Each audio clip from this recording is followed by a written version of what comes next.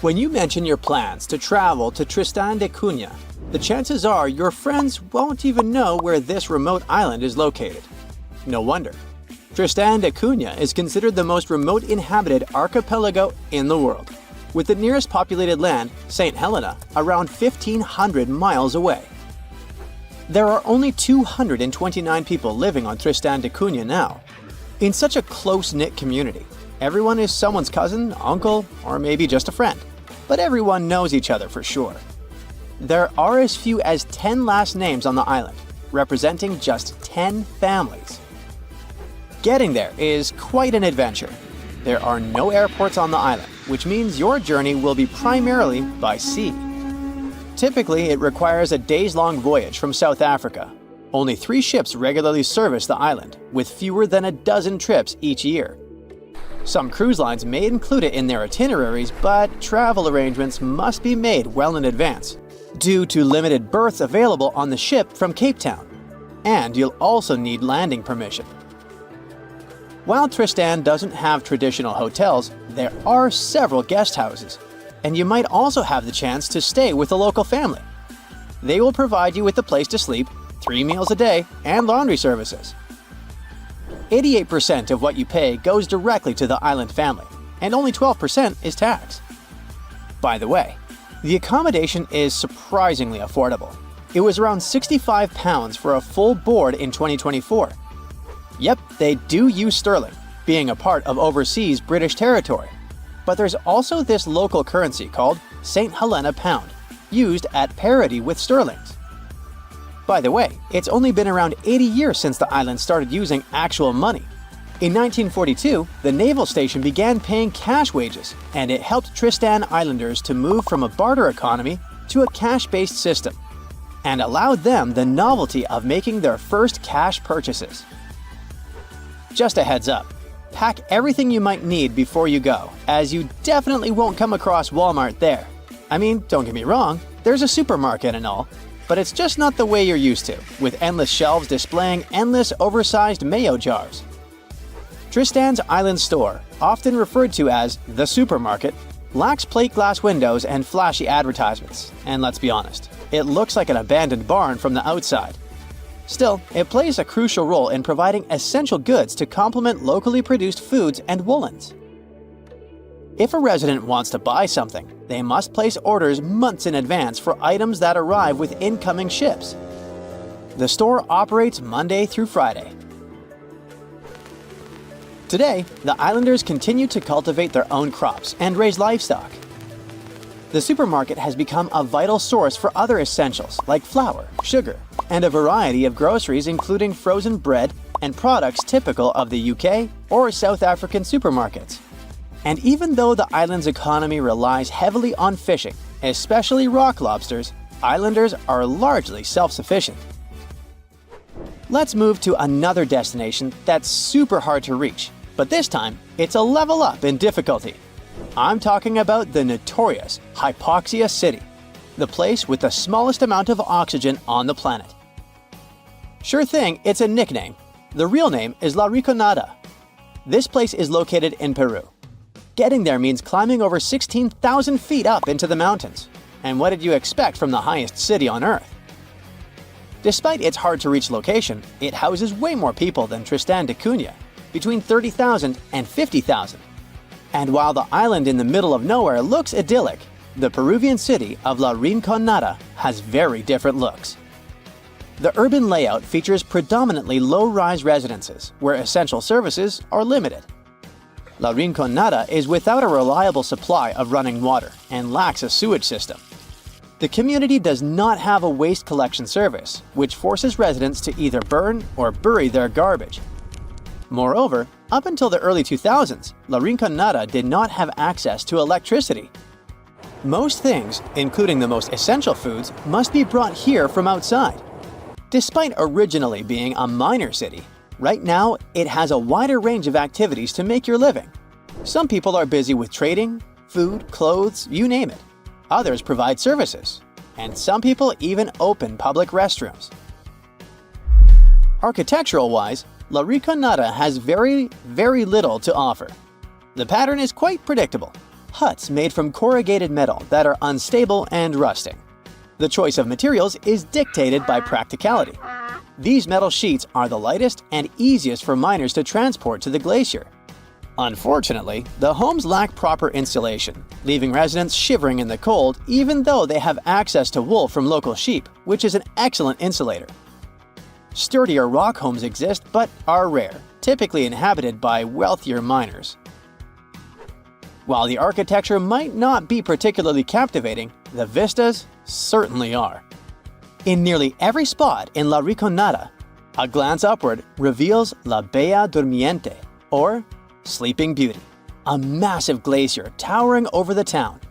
Getting to La Riconada is very hard. First, you'll need to fly into Alejandro Velasco Astete International Airport in Cusco, Peru.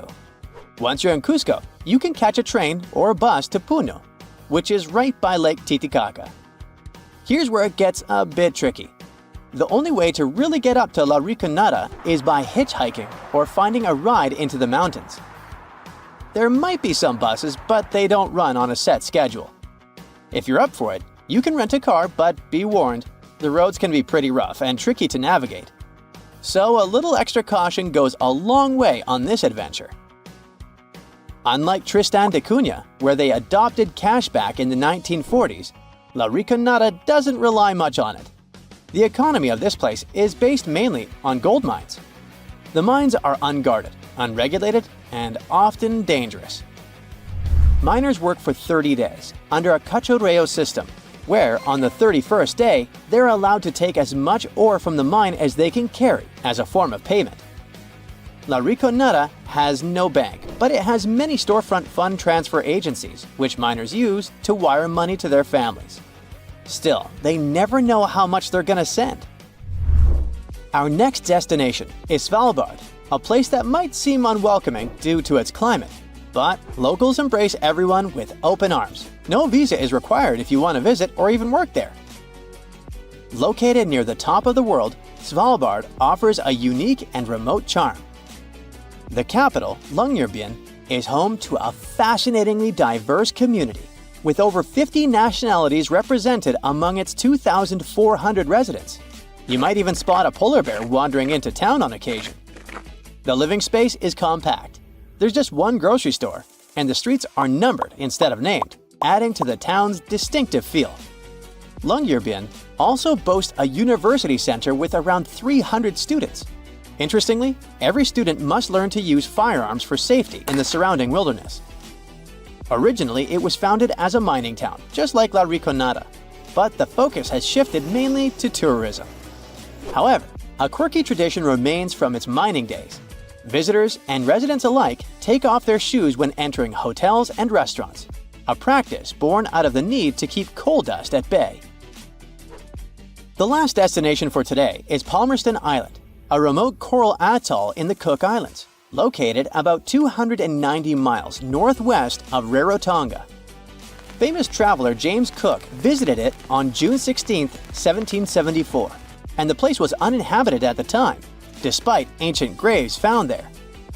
Today, the island supports a small population of just 25 residents, primarily descendants of 19th century English sailor William Marsters.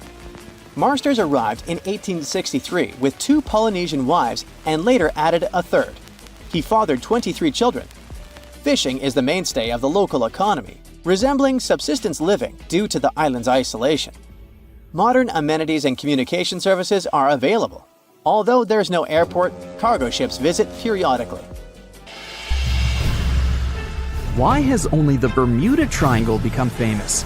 You know, there are other mysterious triangles where ships disappear for strange reasons too. The triangle we're going to visit may seem to you much more dangerous and scarier than the Bermuda one. People tell stories about extraterrestrial ships, portals to another dimension, or Atlantis in the Bermuda region, and you've probably heard all this stuff. But the triangle I'm talking about has other legends. Imagine that you're sailing on your boat and notice a round ship in the middle of the endless ocean. A mysterious woman is standing on the deck of this strange ship, staring at you. Yeah, such stories go around the Dragon Triangle. And if you try to figure out something about this place, you'll find that even the triangle's location is a mystery. This place is located near the Japanese coast in the Pacific Ocean. The triangle extends from Japan to the Bonin Islands and touches the Philippine Sea, but this is not its exact geolocation. Some records say the triangle is 70 miles east of the Japanese coast, while others say it's about 750 miles away. This difference in coordinates is because the region where the triangle is located is not marked on any maps. The exact dimensions of these waters are still unknown. The Dragon's Triangle is also called the Pacific Bermuda Triangle. It's like an evil twin brother of the latter, but it's older. The fact is that reports of strange disappearances of ships in this region appeared much earlier than reports about the Bermuda Triangle. For the first time, people found out about the mysterious power of this place back in the 13th century. The grandson of Genghis Khan sent 40,000 people on ships toward Japan to conquer the country. Their route passed through the Dragon's Triangle. However, these people didn't reach the shore because of typhoons in this zone, so all the ships sank. After this incident, Genghis Khan's grandson changed his mind about attacking the country. Immediately after that, people in Japan began to believe that this place had magical powers. In the modern world, divers and archaeologists have tried to decide whether this story is true. They've explored the bottom of the triangle and found artifacts from the sunken Mongolian fleet. A few centuries later, in the early 1800s, another story happened there. Sailors who traveled through the Dragon's Triangle saw a strange ship that looked similar to Japanese equipment for burning incense. There was only one person on board. It was a mysterious woman. However, no one could find out who she was. In the 1940s and 50s, reports about ships disappearing in the region of the Triangle began to arrive. Fishing boats and large ships went missing. Japan sent a research ship there to find out the cause of the disappearances. But that vessel, with 31 crew members, was also gone. The wreckage of the research vessel was discovered later, but no one found the crew members. People began to recall the legends about this place. According to one of the myths, dragons live under the surface of the ocean. They destroy ships and take people to satisfy their hunger. Such stories are thousands of years old. But over time, in addition to fairy tales, scientific hypotheses began to appear.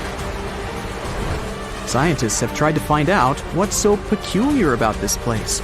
One suggested that cold and hot currents mix and then pass through areas that attract strong electromagnetic waves. And when these mixed hot and cold currents meet these waves, they form electromagnetic interference. Electronic equipment on ships begin to break down, and navigation devices fail. At this moment, a storm starts, and vessels become helpless. They can't send distress signals or determine their location. Another theory says that underwater volcanoes are at the bottom of the triangle. They spew hundreds of thousands of tons of magma, churn the waters, and create giant waves. Seismic activity often happens off the coast of Japan, so this theory is quite logical. Also, volcanic activity can explain ancient legends about underwater dragons. Besides, islands often appear and disappear in this region. When magma cools down underwater and creates layers, they move upward and form land. Then, during the next eruption, they collapse and go underwater. But some of them remain. So imagine some ship sailing, and then a huge island rises from underneath and cracks its hull. Perhaps methane hydrates destroy ships. These substances come out of the Earth's crust, form large bubbles in the water, then rise and explode. Such a giant bubble can damage a ship's hull or even destroy a vessel. Anyway, scientists don't know for sure the reason for the disappearance of boats yet. And in general, all those mysterious cases that have occurred in that place are most likely nothing more than legends. The Dragon and Bermuda Triangles are in the oceans, but how about a triangle in a lake? It's located between Michigan and Wisconsin, right inside Lake Michigan. In 1950, a plane with 108 passengers on board disappeared without a trace while flying over the lake. When the search began, rescuers found a few pieces of the aircraft on the water. Besides the plane, many ships have gone missing there. Sometimes people disappeared into thin air, right from boats. One such case happened in 1937. The ship was sailing through the Lake Michigan Triangle when Captain George Donner went to rest in his cabin. 3 hours later, one of the crew members knocked on the door to wake the captain, but no one answered. When it became clear that something was wrong, the sailor walked inside, but saw no one there. The captain seemed to have vanished. The crew couldn't find him. Until now, the disappearance of Captain George Donner remains an unexplained mystery. It may be all fiction, but the Lake Michigan Triangle is creepy. And how about a triangle that's on the ground? This is the Bennington Triangle.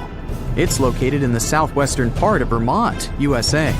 This is a place you really should avoid. There are many scary stories around it.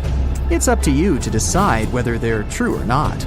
In November 1945, a group of hunters passed through this area. A 74-year-old man was walking ahead of the group, and right in front of several people's eyes, he made a step and disappeared. No one could find him. The hunters called rescuers, but they didn't help. In December of 1946, several students went camping. An 18-year-old girl led a large group. She walked a few feet forward to figure out where to go next and disappeared. The tourists called the police. Officers began searching the area, and the FBI joined them. They got some information from locals living in nearby towns. They said that some girl similar to the description had been walking with a man much older than her. The two of them left by car and were never seen again. Soon, a similar vehicle was found not far from New York. The car was burned, so the police and experts couldn't confirm that the missing girl was inside. 3 years later, a man disappeared on the territory of the Triangle. He was waiting for a bus at the last stop. When the bus arrived, he got inside, but didn't reach his destination. He didn't get off the bus and didn't appear anywhere else. The police couldn't find any trace of the missing man. But the most terrible case occurred in 1950. Near the Bennington Triangle, a woman was driving a truck with her young son. She stopped the car and left for a few minutes to drop by a store or gas station. But when she came back, there was no one in the car. The police were combing the area. In the search, they used sniffer dogs, which managed to get on the boy's trail. The dogs followed the path and stopped at one place in the forest. The trail ended there. And you know what that spot was? The place where that student girl disappeared in 1946. If you're a fan of Dr. Pimple Popper, you're probably freaking out right now, itching to squeeze out every little blackhead from those lip contours. But this is actually a hill formation that you can find in Garb, Sudan. Knowing that perhaps makes it all the more creepy because it looks like the crack in the middle is swallowing up everything around it. This black hole scenario brings to mind our next stop, Vostok Island. This eerie spot is a 59-acre coral atoll situated in the southwestern Pacific Ocean, about 400 miles northwest of Tahiti.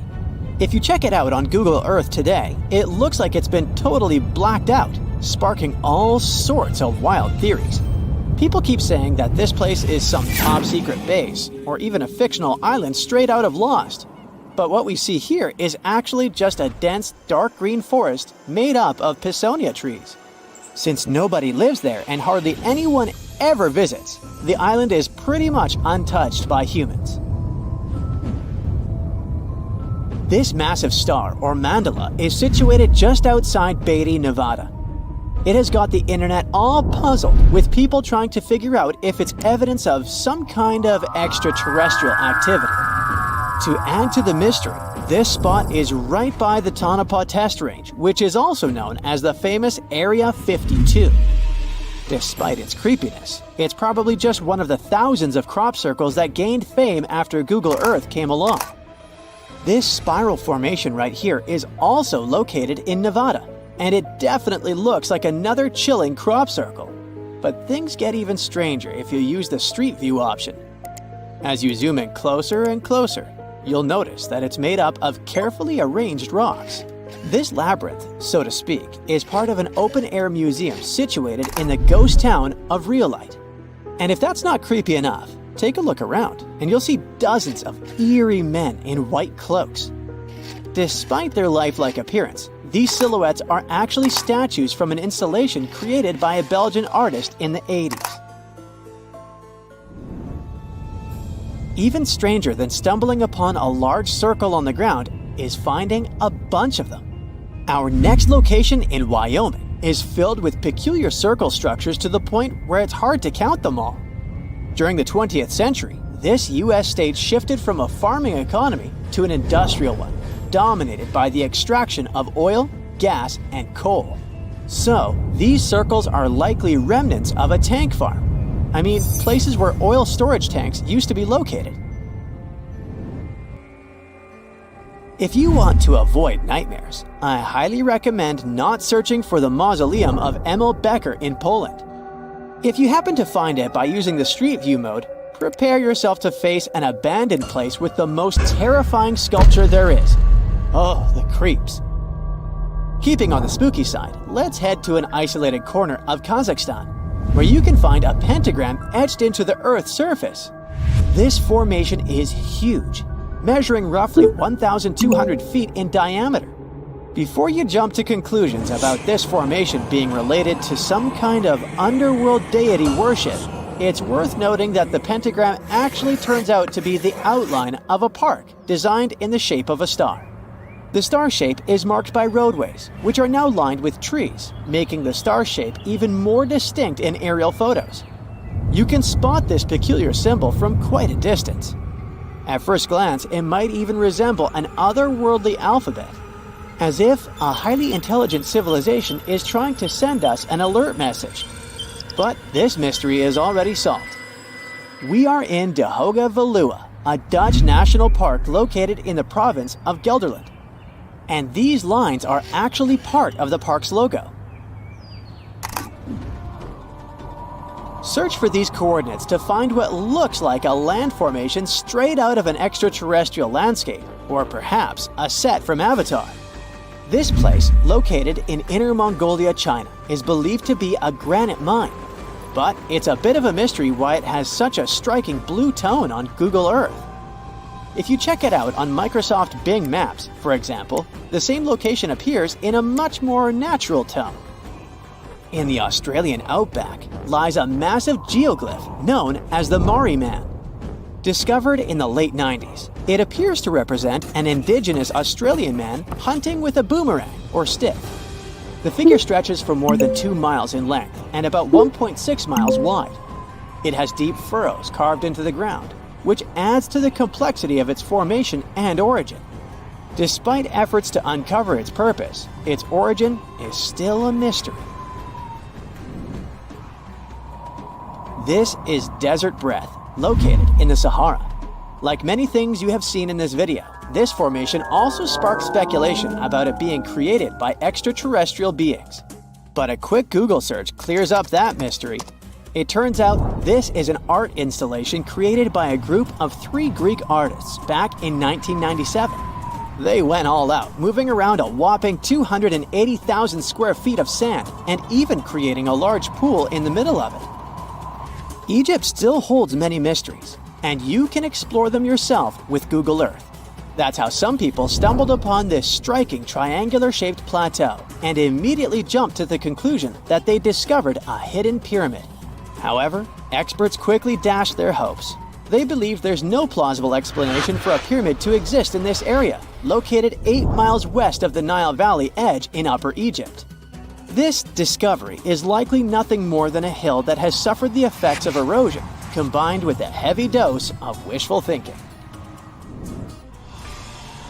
In some cases, nature itself is responsible for creating frightening sculptures, like the Badlands Guardian in Alberta, Canada. If you look at it from above, you'll notice not one, but 2 human heads emerging from the landscape. These gigantic beings were sculpted by rainwater erosion on layers of clay-rich soil. Ironically, additional human-made structures give the impression that this one is wearing wired headphones. It seems that deserts are a prime spot for discovering strange images on Google Earth. So our next stop is China. In the Gobi Desert, you'll come across zigzagging white lines that look kind of random. The first challenge for armchair experts was figuring out what these structures were made of, as it's hard to tell if they're painted on or dug into the landscape. There's still a lot of speculation about it on the internet. But the most plausible explanation is that this structure is used for calibrating satellites. This way, satellite cameras can focus on these large grids to orient themselves in space. Check out this intact plane that seems to have sunk beneath the ocean off the coast of Crooked Island, Bahamas. Some viral videos claim it's a crashed plane belonging to the infamous Pablo Escobar. The truth is that something lying on the bottom of the ocean can't be that visible, so it's more likely that it's a plane that was actually flying when Google captured these images. However, there is a strong belief that Pablo Escobar did have a plane that crashed nearby, but it was in another part of the Bahamas known as Norman's Cay. You can still spot it in shallow turquoise waters. Just search for Norman's Cay sunken plane, and there it is. If you're convinced that extraterrestrials are already among us, then go ahead and type in these coordinates on Google Earth. Explore the area using Street View, and wow, what is it? Of course, we're not talking about visitors from other planets, but this shadow of a gigantic creature still gives me the creeps. Turns out, it's just a person lugging around one of those 360-degree Street View cameras tucked away in a trekker backpack. So hey, if you take a good look around Google Earth, you might stumble upon more of these elongated necked beings walking around the globe. A bright flash on your left. Boom! Where did that lightning come from? Your plane shakes, your instruments stop working. A minute ago, the sky was clear and blue. Now it's pitch black. Your senses go haywire. You don't understand which way is up or down. It's a strange feeling. You're beyond time and space. Lightning flashes from all directions. Clouds envelop your plane and swirl it into a vortex. You grip the controls and repeat to yourself, "I'll get out of this. I'll get out." Through the dark and thick clouds, you see a ray of light. It's your only chance. Your plane flies toward the light like a moth to a flame, and whoosh! You break out of the terrible whirlwind. Your instruments are back to normal. The plane's no longer shaking. You're saved. That's how pilots who faced the Bermuda Triangle anomaly describe their experiences. Well, at least on TV shows. The huge chunk of ocean between Miami, Bermuda, and Puerto Rico remain the planet's most mysterious area. But it's not alone. Alaska has its own triangle. Since the late 80s, 16,000 people have disappeared there.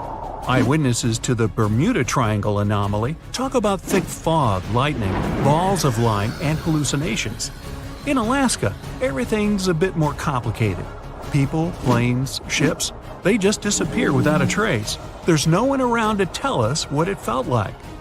In 1950, a plane took off from Anchorage, Alaska, headed for Great Falls in Montana.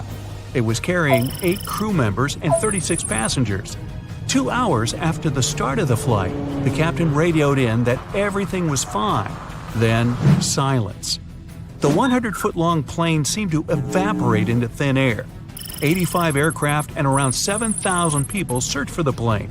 No trace. Not even a screw, bolt, nothing. That plane mystery made the Alaskan Triangle famous. If you look on a map, it's a wild and mostly unpopulated zone that passes near Anchorage, Barrow, and Juneau. If you connect the dots on a map, you get an epic triangle. You can fit the whole state of Oregon in it twice. If you read around, you'll find a bunch of major areas on the planet where weird stuff keeps happening over land, sea, desert, and jungle. Scientists have many questions about these places. They all have extreme electrical and magnetic anomalies. Planes and ships disappear in them. People hear stuff, see stuff, and here's some of them. China's Black Bamboo Valley looks like a Hollywood set for a seriously scary movie. Here, everything's creepy and mysterious. Ha, perfect. Imagine a bamboo forest that stretches up 130 feet. The green plants live extremely close to each other and barely let in any sunlight. A strange fog hangs in the air. Where it comes from and why it's always there, no one knows. And the mysteries don't end there. For centuries, people have disappeared in the vast forest. Scientists believe the site's crazy geology is to blame. Cracks can suddenly appear in the ground big enough to fall into. There are sharp changes in weather, and maybe even poisonous steam. Certain trees give it off when they fall to the ground. There's a long road through Ladakh in India. It's called the Magnetic Road. It slopes upwards and seems to violate the laws of gravity. Here's what happens. You drive to the foot of the hill, turn off the engine, and get out of the car. The car starts rolling uphill up to 12 miles per hour. Why does it happen? Theory 1. The hill has an incredibly strong magnetic pull, and it attracts cars once they get too close. The Indian Air Force supposedly avoids flying over it to avoid any interference with their equipment.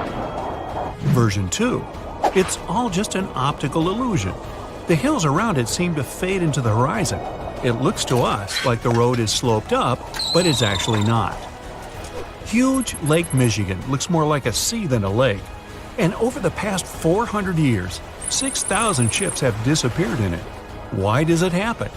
The lake has its own mysterious triangle, and there are actually more unsolved mysteries here than in the famous Bermuda Triangle. In 1950, Flight 2501 disappeared over the lake, en route from New York to Minneapolis. The fate of the 3 crew members and 55 passengers remains unknown. In 2007, an underwater archaeology professor was surveying the bottom of Lake Michigan. He found stones arranged in a circle 40 feet down from the surface. They kind of look like Stonehenge in England, but why were they at the bottom of a lake? Who put them there? Archaeologists found a carved pattern on one of the stones. Its outline resembles a drawing of an animal. Now, that's not unusual, except that this particular animal, which looks like a mammoth, was probably carved around 10,000 years ago. Sleep is very difficult for the Venezuelan locals who live near Lake Maracaibo. Right at the place where the Catatumbo River flows into the lake, there are huge electrical storms that can go up to 10 hours long. 260 days a year. That's over 1 million lightning bolts over the lake every year. Scientists don't know exactly what causes the daily lightning parties. Some people think it's due to the gas methane which comes out of the ground. Other scientists blame uranium deposits in the soil. Nowadays, though, most researchers are sure that the lightning's caused by weather. Cold mountain air smashes against warm sea air. The result? A lot of friction and moisture, the perfect combo for near-nightly natural fireworks. It's super loud and kind of annoying if you live nearby, but the area is really important for the planet. It helps regenerate our vital atmospheric ozone. And the one that started it all, the Bermuda Triangle. Planes, ships, all gone without a trace. The theories are endless. Scientists even think there might be a huge meteor at the bottom of the sea that emits its own magnetic energy. It might have confused the navigation equipment on all those unlucky carriers. And it's been going on for a while. Researchers think that it was causing trouble even way back in Columbus's time. As far as Alaska's concerned, magnetic anomalies are a dime a dozen. Around here, your compass might be off by 5, 30, or even 60 degrees. But equipment malfunction isn't really enough to explain the disappearance of so many aircraft and people in this absolutely massive state. Alaska is wild. High mountains, never-ending forests, snow in the winter, and some serious heat in the summer. There are 3 million lakes, 12,000 rivers, and around 100,000 glaciers. There's only one person per square mile. California has over 250. You could walk for days, weeks, even months without seeing anyone, except maybe a bear or two. And the days and nights can be really confusing this far north. Tourists from all over the world dream of coming to Alaska to see the planet as it was before. No concrete jungle, no endless roads, warehouses, and cornfields. But this isn't just a beautiful place. It's also an incredibly dangerous place. You can get lost in the forest, run out of food, get soaked to the bone, lose your compass or GPS. In the harsh conditions of Alaska, danger's always just around the corner. Most vacationers just aren't prepared for that. 80% of the state's communities aren't connected to the road system. Back in the Wild West, horses carried people, products, and information. In Alaska, it's all about planes. Alaska has 9,000 aircraft and 8,000 pilots, and counting. That's more than 1 out of every 100 Alaskans. Sudden weather changes, frequent and wild rain, snowstorms, and fog. Not a great recipe for a smooth flight. The wings on Alaskan planes can get covered with ice. The fog can hide the snowy mountaintops, and strong gusts of wind can knock a tiny plane way off course. That's what those pilots have to deal with every time they take off. So, that plane that disappeared? Investigators believe that the Douglas C-54 Skymaster disappeared due to bad weather, and any debris was covered with snow or fell into a lake. 5% of Alaska is covered in glaciers, and there are loads of cracks in them, some big enough to fit a person, a few people, or even a whole airplane. You've just reached your perfect spot on a deserted beach. It's so quiet here that you start to doze off. But as you open your eyes, you are shocked. Wait a minute, is that an actual house that's just been washed up on the shore? It may sound like the beginning of a sci-fi novel, but not if you live near this beach in El Salvador. There's a mysteriously abandoned house there that looks as if it's just been washed ashore. How did this villa end up there? How long has it been here without anyone noticing it? This mysterious construction is 46 miles south of El Salvador's capital, San Salvador. Locals say the building used to be a hotel called Puerto Ventura. At the time it was built, its main attraction was the fact that it was really close to the sea. Unfortunately, the engineering behind it wasn't well planned out, all because locals didn't need any official permission to start the construction. The hotel was too close to the water and dangerously exposed to the elements. The Roman-style villa is now a mere 50 feet from the edge of the sea when the tide is low. It can only be accessed in the morning because later, the tides fill the first floor with salt water. What's now left of the hotel looks like the ruins of a 2-story house. The front part is very impressive, with Roman-type pillars. It also has wide windows on the second floor. You can still see parts of the iron structures and remains of what used to be the gateway to the second floor. There are some bleachers at the top of the building. They're sometimes used by tourists. More and more people are now browsing the area, taking photos, even though the building is obviously not safe for climbing.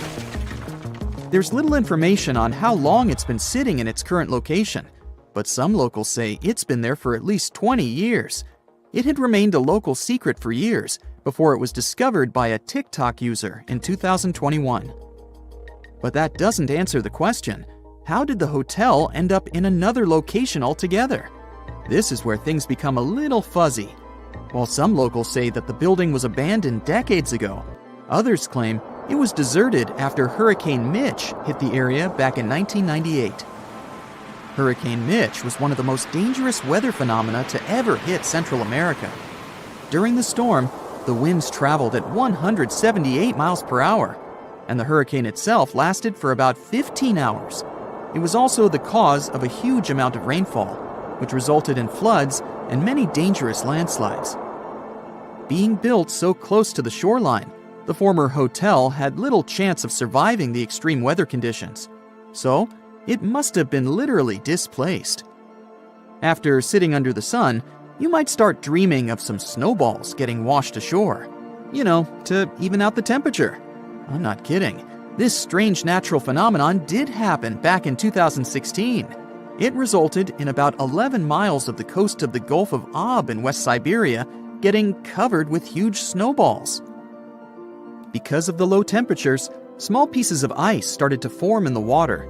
Afterward, the wind and waves rolled them into giant snowballs. Some of them were the size of a tennis ball, but others were up to 3 feet wide. A 2004 Harley-Davidson night train motorcycle popped up ashore on a British Columbia beach back in 2012. It was neatly packed inside a shipping container. It took some time to do it, but the owner was eventually traced down. His name was Ikuyo Yokoyama, and he lost his motorcycle after a tsunami struck Japan on March 11, 2011. To get to its final destination, the Harley-Davidson traveled more than 4,000 miles. To celebrate its long journey, Yokoyama donated the bike to the Harley-Davidson Museum in Milwaukee. It's been on display there ever since, in case you want to visit. This strange phenomenon made it look as if someone spilled dish soap all over the beach. But it does happen pretty often in Queensland. Sea foam covers the shore there a couple of times each year. It mostly happens after a storm, when ocean waves move dissolved organic matter around. It's basically like a giant ice cream maker. After Cyclone Debbie back in March of 2017, some beaches actually needed to be closed because of huge amounts of white foam. The wind even brought some of that foam to the nearby towns, making locals believe it was snowing. Would you be surprised to see a 6 by 6 foot rusty metal die washed ashore on your local beach? Because back in 2017, people in Coeur d'Alene in Idaho sure were. It turned out to be an old storage tank. Someone decided to spice it up a bit by adding some white spots to make it look like a die. In 1992, thousands of rubber duckies got stranded at sea after a large container ship that was transporting them was hit by a wave. As you can imagine, the ducks started popping up all over the world, in Hawaii, Alaska, South America, Australia, in Europe, and even in the Arctic. It's estimated that a couple hundred of those unlucky rubber ducks are still out there. Interestingly, they turned out to be very useful to scientists. Based on their movements, researchers can monitor the direction of water currents. If you happen to like dinosaurs, you'll be happy to know sea waters can also bring ashore some fossils. In 2018, a large dinosaur jawbone ended up on the coast of Lilstock Beach in Somerset, England. It used to belong to a dinosaur called Ichthyosaurus. Thanks to this finding, scientists were able to make an impressive discovery. Before, they thought the Ichthyosaurus could reach a maximum length of about 69 feet. But after they studied the jawbone, they ended up recalculating the creature's size. They concluded that the Ichthyosaurus could grow up to 85 feet. The megalodon was the largest predator in our planet's history. It lived almost all over the globe, except near the poles. How do we know that? Because megalodon teeth keep appearing on beaches every now and then. One staggering megalodon tooth, which was way over 20 inches long, was discovered in a river in Croatia. Since these creatures have been extinct for about 3 million years, their teeth are highly prized by fossil hunters. A giant Lego man that washed ashore is something I never thought I'd hear about. And it turns out it didn't happen just once. There were 4 of these giant Lego men in total, each around 8 feet tall. One was found in England and one in the Netherlands, while the other 2 popped up in Florida and California. It was surely not a coincidence, and after some research, people found out that a Dutch artist was behind this. Ego Leonard started this project as a personal statement campaign. A short film was even made about this, and it was called No Real Than You Are. This sentence was written on each of the 4 Lego men put to sea. A bundle of over 50 letters was washed ashore in New Jersey on a beach in Atlantic Highlands back in 2012. It happened shortly after Hurricane Sandy had struck the area. A 14-year-old boy found the letters and gave them to his mom. She was so touched by them that she decided to carefully dry and return them to their owner. The letters were the correspondence of 2 people named Dorothy and Lynn. They were dated between 1942 and 1948. The last was written a week before their wedding. With the help of an online genealogy site, the woman reached Dorothy and returned the letters to the 88-year-old woman who was living in a retirement home. You're standing in the middle of a vast, empty desert in Saudi Arabia. But in the middle of that emptiness, two enormous mirrored skyscrapers rise side by side, in perfect parallel to each other. This isn't just some sci-fi concept, it's the Line, the centerpiece of Saudi Arabia's boldest urban project yet.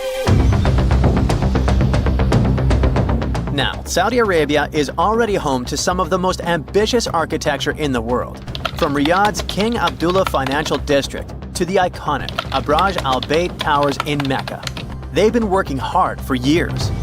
But the Line is in a league of its own. This project was announced in 2021, and it is part of a larger vision for the country's future called NEOM, a $500 billion mega project designed to redefine how people live, work, and interact with this project has recently departed. Suspicious. Even more so because NEOM's statement issued soon after did not give any plausible reason for his departure. Then, the Line project itself was originally expected to cost around $200 billion. But by 2024, that number had skyrocketed to a mind-blowing $2 trillion. That's about twice Saudi Arabia's entire GDP. And if you ask independent experts, they think it could end up costing even more. At first, the plan was to build about 10 miles of the project and have 1.5 million people living there by 2030. By now, the expectations are way more modest. Only just under 1.5 miles are likely to be done by 2030, with fewer than 300,000 residents. The project has come across a lot of problems along the way. Engineering issues and management problems have caused major delays, and progress hasn't been as fast as hoped. And now, let's figure out what exactly is the Line. It's a literal city made up of two parallel skyscrapers, each towering 1,640 feet high. That's higher than almost all the tallest skyscrapers in the world. These skyscrapers are 656 feet wide and stretch for a mind-boggling 106 miles across the northwest of Saudi Arabia, right near the Red Sea. The most astounding thing? The entire city is actually within this one structure. There are no cars, no roads, no emissions. But we'll go into detail a bit later. The complex is supposed to house 9 million people, and all of this running entirely on clean energy. Such a project aligns perfectly with Saudi Arabia's ambitious Vision 2030 plan. The outside of the skyscrapers will be covered in mirrors that will reflect the surrounding desert landscape, creating an almost seamless blend between the city and its surroundings. Inside, there will be lush parks, cascading waterfalls, flying taxis, and even robot helpers to take care of everyday tasks. They're also planning to make an artificial moon as part of the city's design. One more thing that makes the Line so unique is its design. Unlike traditional cities that spread out horizontally, the Line is vertical. Everything, homes, offices, parks, schools, shopping centers, are stacked on top of each other in layers. This means that residents won't need to travel long distances to get what they need. In fact, the designers promise that all amenities will be within a 5-minute walk from anywhere in the city. And while it's compact in width, the city's vertically layered structure means it can comfortably fit all 9 million residents, while leaving plenty of room for parks, natural spaces, and modern conveniences. There's even a plan for year-round climate control, keeping both indoor and outdoor spaces at comfortable temperatures, no matter how harsh the desert weather gets. Of course, even with everything close by, people will still need to get around the city. Worry not. The Line has it covered in the most futuristic way possible. It features a high-speed train system that will travel from one end of the city to the other in just 20 minutes. That's 106 miles in 20 minutes with only 4 stops along the way. Imagine being able to get anywhere in the city faster than you could drive across town in most places today.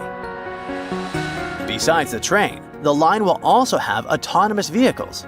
Those will be cars and shuttles driving themselves with the help of advanced technology. They will handle everything from parking to going around obstacles. Even cooler, in the Line, every car, train, and any other piece of infrastructure will be connected in a huge network called the Internet of Things.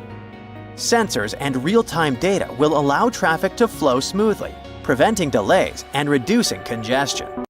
They first spoke about the NEOM project in 2017. Besides the line, NEOM is supposed to include an octagon-shaped floating industrial city and a posh mountain ski resort. There, Saudi Arabia will host the Asian Winter Games in 2029. Plus, there will be the world's largest green energy plant, which will make the region self-sufficient and sustainable. The goal of NEOM is to attract people from around the world, not just to visit, but to live there. Residents will even be given their own identity: Neomians.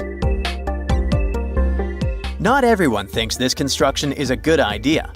Some urban planners and architects have pointed out pretty big flaws in the city's straight-line layout. You see, in a regular city like Johannesburg, which covers way more ground than the line, two random people are usually only about 20 miles apart. But in the line, the average distance between two random people would be 35 miles. That's almost double, even though the line's overall area is way smaller.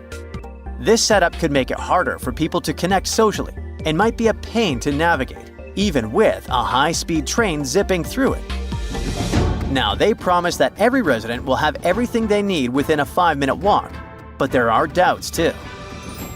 People wonder if living in a super compact, stacked-up design might end up feeling claustrophobic or even too much to handle. As for the whole mirrored exterior idea, it looks pretty cool in renderings. But there's an opinion it could actually mess with the environment. Reflecting all that sunlight in a desert might disturb local wildlife or create unexpected heat issues. The line's high-tech features sound amazing, but they come with their own set of headaches. The city is supposed to run on the Internet of Things tech and autonomous vehicles. Sounds awesome, right? But how are they going to pull that off for a 106-mile-long city? For things to run smoothly, every piece of tech, cars, trains, infrastructure, needs to be perfectly in sync, sharing tons of real-time data. If there's even a tiny glitch, it could throw a wrench into daily life for millions of people. Then there's that high-speed train. It does sound like a dream, but actually building and keeping it running in the middle of a desert is not so easy. The heat, shifting sands, and wear and tear on the tracks could cause big delays and rack up costs pretty quickly. People around the world are questioning if the line is even doable. The first inhabitants were supposed to start living there by 2030, but there are reports about scaling the project back, so that deadline feels like a big stretch. There's also a sustainability issue. The line is supposed to have zero emissions and 100% clean energy. But building something so massive is bound to take tons of resources. With all these challenges, Saudi Arabia is looking into new ways to fund the line and figure out which parts of their Vision 2030 projects to prioritize. An insider has recently said that some projects might go ahead as planned, while others could be delayed or scaled down. This lines up with what Ali Shahabi, who's on NEOM's advisory board, has said. He admitted that the Vision 2030 goals were always meant to be super ambitious, like almost too ambitious. But he argued that even if they only pull off part of it in time, it'll still be a big deal.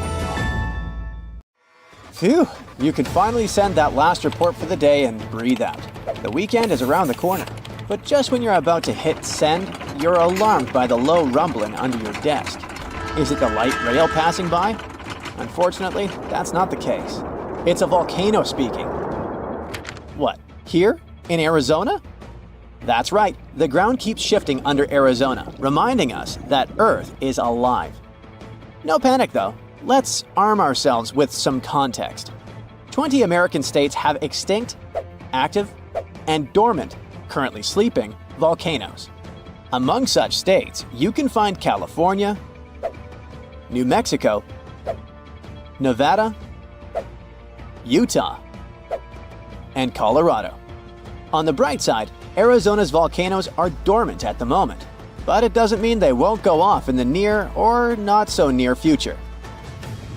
Now, how about traveling to Arizona to check the traces of its active volcanic past? They dot the desert landscapes of this state like spots dot a Dalmatian.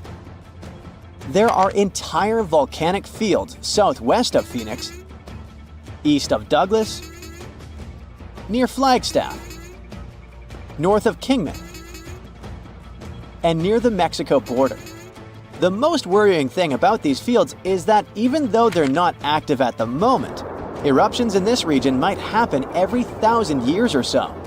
Well, the time seems to be up. The last powerful and destructive volcanic eruption occurred around 1,000 years ago at the Sunset Crater. Oh, this place is worth paying more attention to. And we will, but a bit later.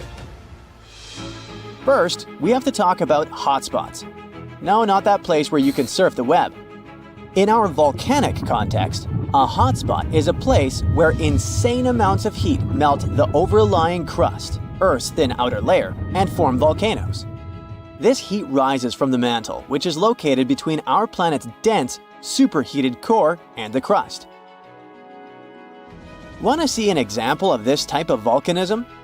Welcome to the Hawaiian Islands. The Big Island has its active volcanoes because, at the moment, it's situated on top of the Hawaiian hotspot. The older Hawaiian Islands were once there too, but later they drifted off towards the northwest. It happened because that's where the oceanic crust on top of which they sat, namely the Pacific Plate, moved. Now, look at the world's ocean basins. Yes, they're literally dotted with islands that sit on top of hotspots, like Hawaii, Iceland, Samoa, the Galapagos. Those are probably the most famous examples. But don't think that continents can't host hotspots. They can, but those are far less common. One of the most famous continental hotspots is, I bet you know it. Yep, the one beneath the Yellowstone caldera. By the way, the caldera is a vast volcanic crater, especially one formed as a result of a massive eruption that led to the collapse of the mouth of a volcano.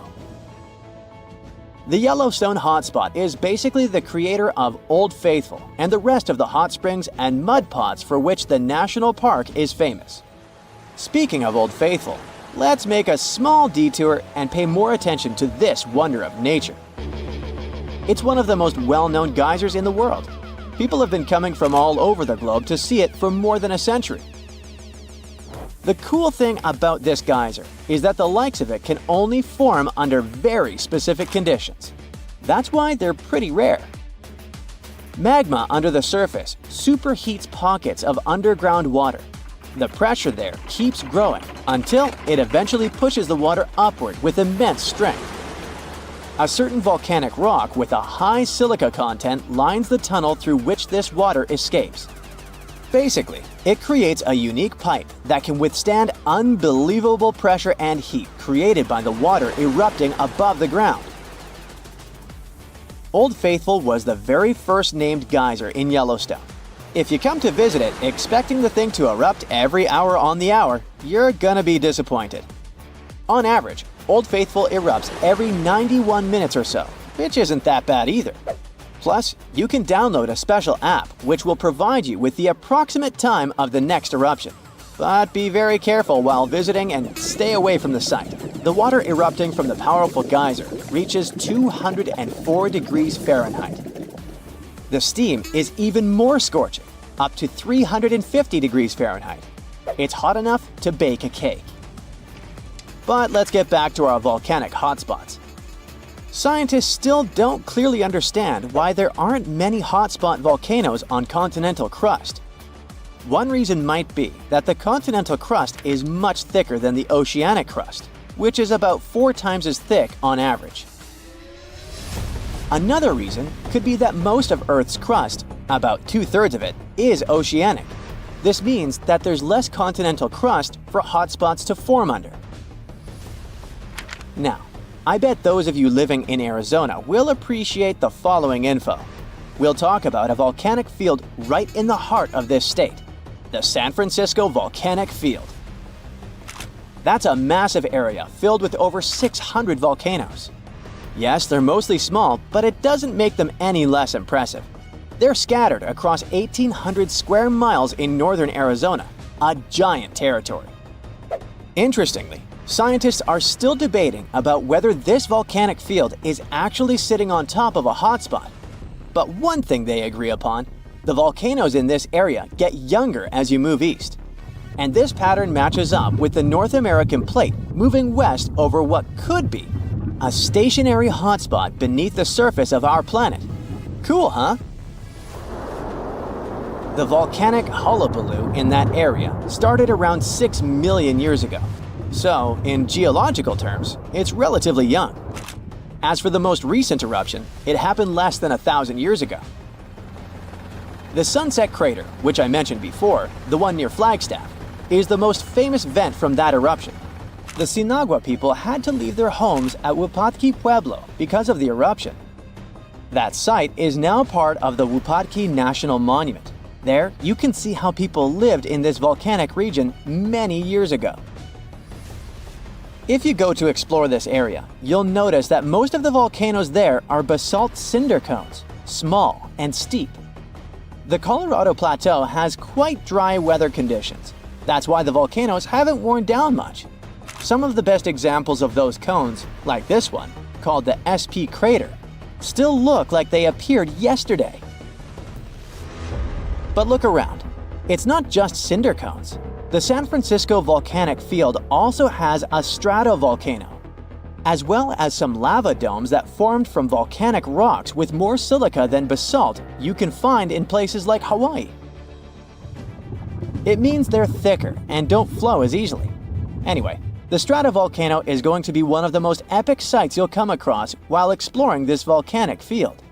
Well, not the stratovolcano itself, but the San Francisco peaks, the remains of that giant formation. They stand tall at more than 12,600 feet. That's 4.5 Burj Khalifas placed on top of one another. It makes the peaks some of the biggest landmarks in northern Arizona.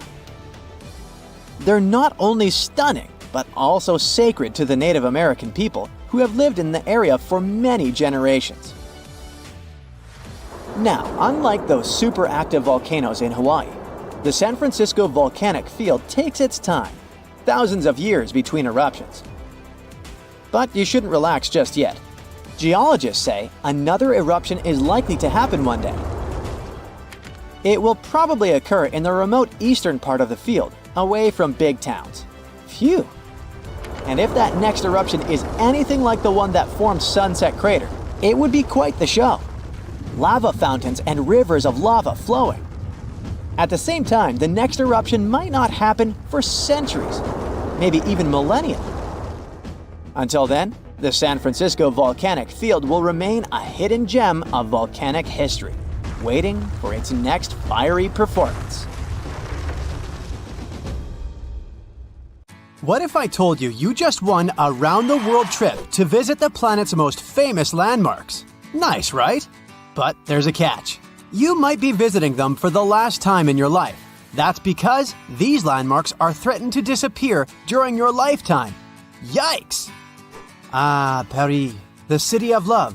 For our modern eyes, it's hard to imagine the city without its most famous landmark, the Eiffel Tower. But it wasn't always there, of course. Gustave Eiffel, the tower's architect, was commissioned to expose it during the 1889 World Fair. But the so-called Iron Lady was only meant to stand for 20 years. After that, it was going to be demolished, except that, this plan was never implemented.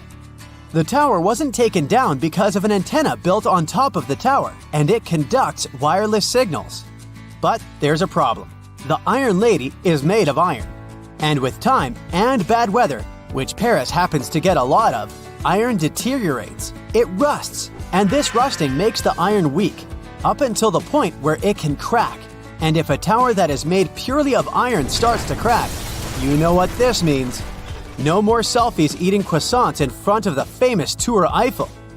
Apparently, French authorities are aware that this is happening, but instead of repairing the whole tower, they're kind of just painting over the rust. Your next stop is in beautiful Rome. You are here to visit, you guessed it, the Colosseum, one of the world's most visited monuments. The gladiators used to put on shows there.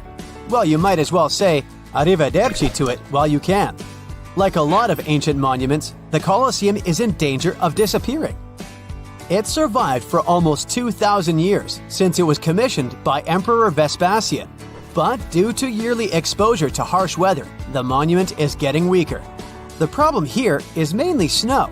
When snow falls upon the Colosseum, the freezing water infiltrates the cracks of the rocks and makes them bloat. You know, like when you put a soda can into the freezer and the bottom pops out? I know, snow is a kind of infrequent visitor in Rome, but even rare below-zero temperatures can damage the Colosseum seriously. And since we can't control the weather, who knows how long we'll get to see this beauty around? After hopping on a red-eye to India, you arrive at the unique Taj Mahal. It's even more mesmerizing in person than it is in pictures. The Taj is one of the 7 wonders of the modern world. But why is it at risk of disappearing, you might ask? The monument was finished way back in 1643. It was made with pristine white marble as a gift from Emperor Shah Jahan to his beloved wife. But if our white shirts get dirty just by stepping outside the house, imagine an open-air monument that has existed for over 4 centuries. The Taj Mahal is located in the city of Agra, right beside the Yamuna River. Over the years, the region has become very polluted, and all of this pollution is helping to destroy the Taj. India's Supreme Court has been on the case for many years now, and they say the monument is turning greenish and brown. So, high authorities decided that either the local government restores the Taj Mahal completely, or they'll shut it down, or worse, destroy it. For the good of humanity, I hope they decide to restore it already. Otherwise, we'll be down to only 6 wonders. Finally, you've made it to South America. More specifically, you're now in the mountainous country of Peru. If you're not used to such high altitudes, you might get a little dizzy. But it's worth it to see the mesmerizing Incan ruins of Machu Picchu. The city is located at over 7,000 feet above sea level, and no one knows how the Incas built such a sophisticated village. That's why the site attracts around 440,000 visitors every single year. But since regulation is not so strict, the site is also slowly deteriorating. Machu Picchu may be the victim of something known as over-tourism. I mean, if you look at any footage from the site on a normal day, it's pretty packed up. And even if it's a stone-made town and stones are pretty resistant, they do suffer from erosion. Man-made or weather-made. Oh boy, I really don't like the sound of that. There's another stone monument that you need to check off your list. Can you guess which one it is? Yup, Stonehenge. Located in the peaceful hills of Wiltshire, England, Stonehenge has been around for over 5,000 years.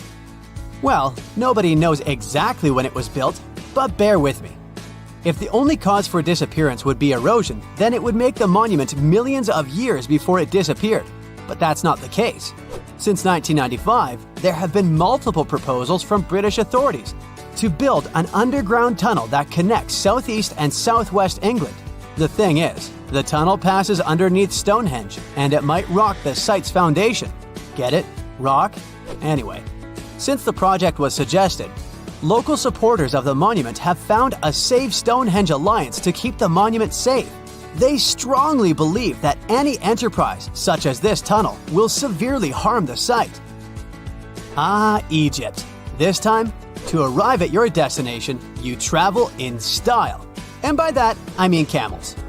Just for the photo op, of course. But why are you here? You came to check out the Great Sphinx. You know, the one with the broken nose? The Sphinx was also built way back in the day. Try over 4,000 years ago. And back then, they used what they had at their disposal, limestone. Now, some researchers think that hazardous weather may be damaging the Sphinx's limestones. You see, they're very porous types of rock, so water easily infiltrates inside of them, making erosion stronger and faster. But water is also coming from down below. Unlike the pyramids of Giza, the Great Sphinx was carved directly from the bedrock.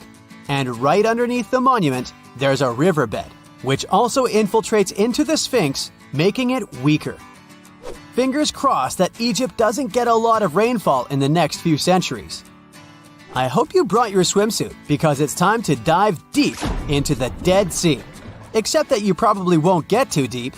You know, since there's so much salt in the water that you basically only float. Fun fact, this sea is 10 times saltier than the ocean. It may be a little ironic that the Dead Sea is at risk of actually perishing, but it's true. The lake level is dropping 4 feet every year. It has to do with one of the sea's main tributaries. A tributary is a river that flows into a much larger body of water. The thing is, the region is not so rich in natural water, so some of the local authorities ended up diverting small tributaries for basic human uses. But since every action has a reaction, the Dead Sea is now facing some difficulties. Back in the USA, it's time to visit the city that never sleeps. And if you've understood this trip by now, you already know the landmark we're visiting. It's Lady Liberty. It may come as a surprise to some, but the famous Statue of Liberty was originally copper. It's turned green due to oxidation. I mean, maybe I would also turn green if I was constantly exposed to New York's harsh weather. Some researchers say that air pollution can also speed up oxidation processes, threatening the long life of Lady Liberty. Of course, New York City does its share of maintenance. Hopefully it'll be enough for us to keep seeing the statue during our lifetime. Hey, it's time to head back home. I sure enjoyed this trip. Hope you did too. Let's hope we can still visit these places. Rekhat structure is a giant formation in the Sahara that looks exactly like a giant bullseye. It's so wide that you can see it from space. Even the CIA got interested in it. In 1965, they planned a flyover looking for geomagnetic anomalies. The findings are still classified. Perhaps the theories are true, and this place is truly the lost city of Atlantis. Now, Atlantis supposedly sank beneath the waves, but recent discoveries are pointing us in a different direction. This is an ancient story that goes far back in time, and Plato was the first to mention it. The place had loads of greenery and a curious structure: 3 concentric circles of land surrounding 2 circles of water. 2 key quotes from Plato's writing suggest that Atlantis might not have been a typical island in the middle of the ocean. Plus, Atlantis had a major influence from Africa and Europe, challenging the idea of it being in the Atlantic. It turns out that the Eye of the Sahara and Atlantis look alike. When astronauts saw the Eye of Sahara from above, they initially suspected a meteorite impact crater, but the rings of the structure matched the layout described of Atlantis. More importantly, the Sahara wasn't always a desert. It turned from a tropical region into a desert around 11,000 years ago. Researchers found evidence of a massive river called the Tamaracet that could have sustained a community. This river flowed toward the Rekhat structure, aligning with Plato's description. The Trans-Saharan Seaway ran through the Sahara 50 to 100 million years ago. The sea allegedly destroyed Atlantis around 11,500 years ago, likely due to a rapid rise in sea level caused by the end of the Ice Age. NASA's worldview imagery shows patterns consistent with this theory. Those concentric rings might be a key to unlocking the secrets of our planet's evolution over millions of years. They're shaped by erosion on resilient rock layers, creating a spooky pattern of ridges and troughs. The central peak stands proud at 1,300 feet. The central part has undergone a significant erosion makeover, revealing a circular structure with a raised peak. Unlike impact craters, the Eye of the Sahara flaunts a striking balance and symmetry. Some say it results from rock uplift, sculpted by wind and water. Others think it's an ancient anticline, eroded to reveal its concentric glory. Then there's a salt diapir theory, suggesting that salt's buoyancy sculpted this beauty. Dating techniques have proved that it formed 541 to 252 million years ago, give or take a million or two. Ancient tools are scattered around the outer rings of the structure near riverbeds. Some older stone tools have also been spotted in the same areas. And still, even though some spear points from the Neolithic period have been found, there aren't many signs that people were living there back then. The area seems to have been used for short-term activities like hunting and making tools. There are other unearthly mysteries that haunt our world. One such enigma is in Norway. The ominous Hessdalen light phenomenon, also known as the Valley of Lights, leaves scientists confused. This valley is 10 miles wide. It's quite isolated, but a peculiar blue box sits high on the hillside, equipped with cameras scanning the valley. The unsettling saga began in the 1980s, when the night sky over Hessdalen erupted with burning fireballs, a recurring spectacle that sent shivers down the spines of those who witnessed it. This wasn't a fleeting occurrence, rather it became a regular thing. Terrified locals reported encounters with these unexplained luminous phenomena, some of which happened near their homes. Unease spread like wildfire.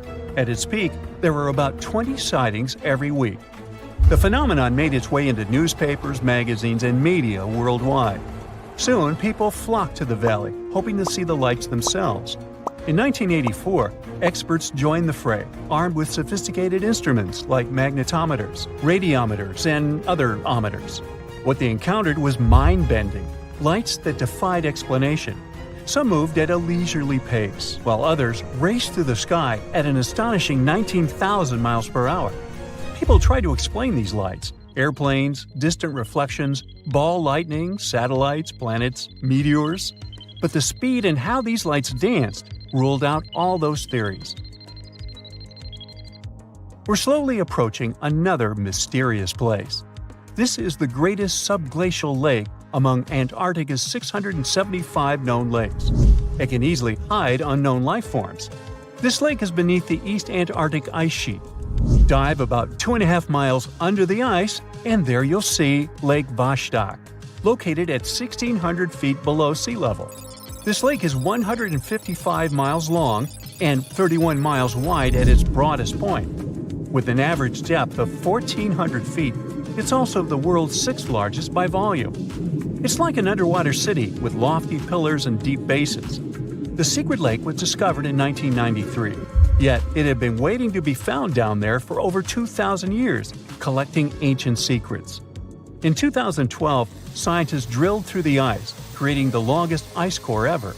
They pierced the ice all the way to the lake's surface. The year 2013 brought an unexpected twist when the tranquil waters erupted during the extraction of an ice core, mixing with drilling fluids.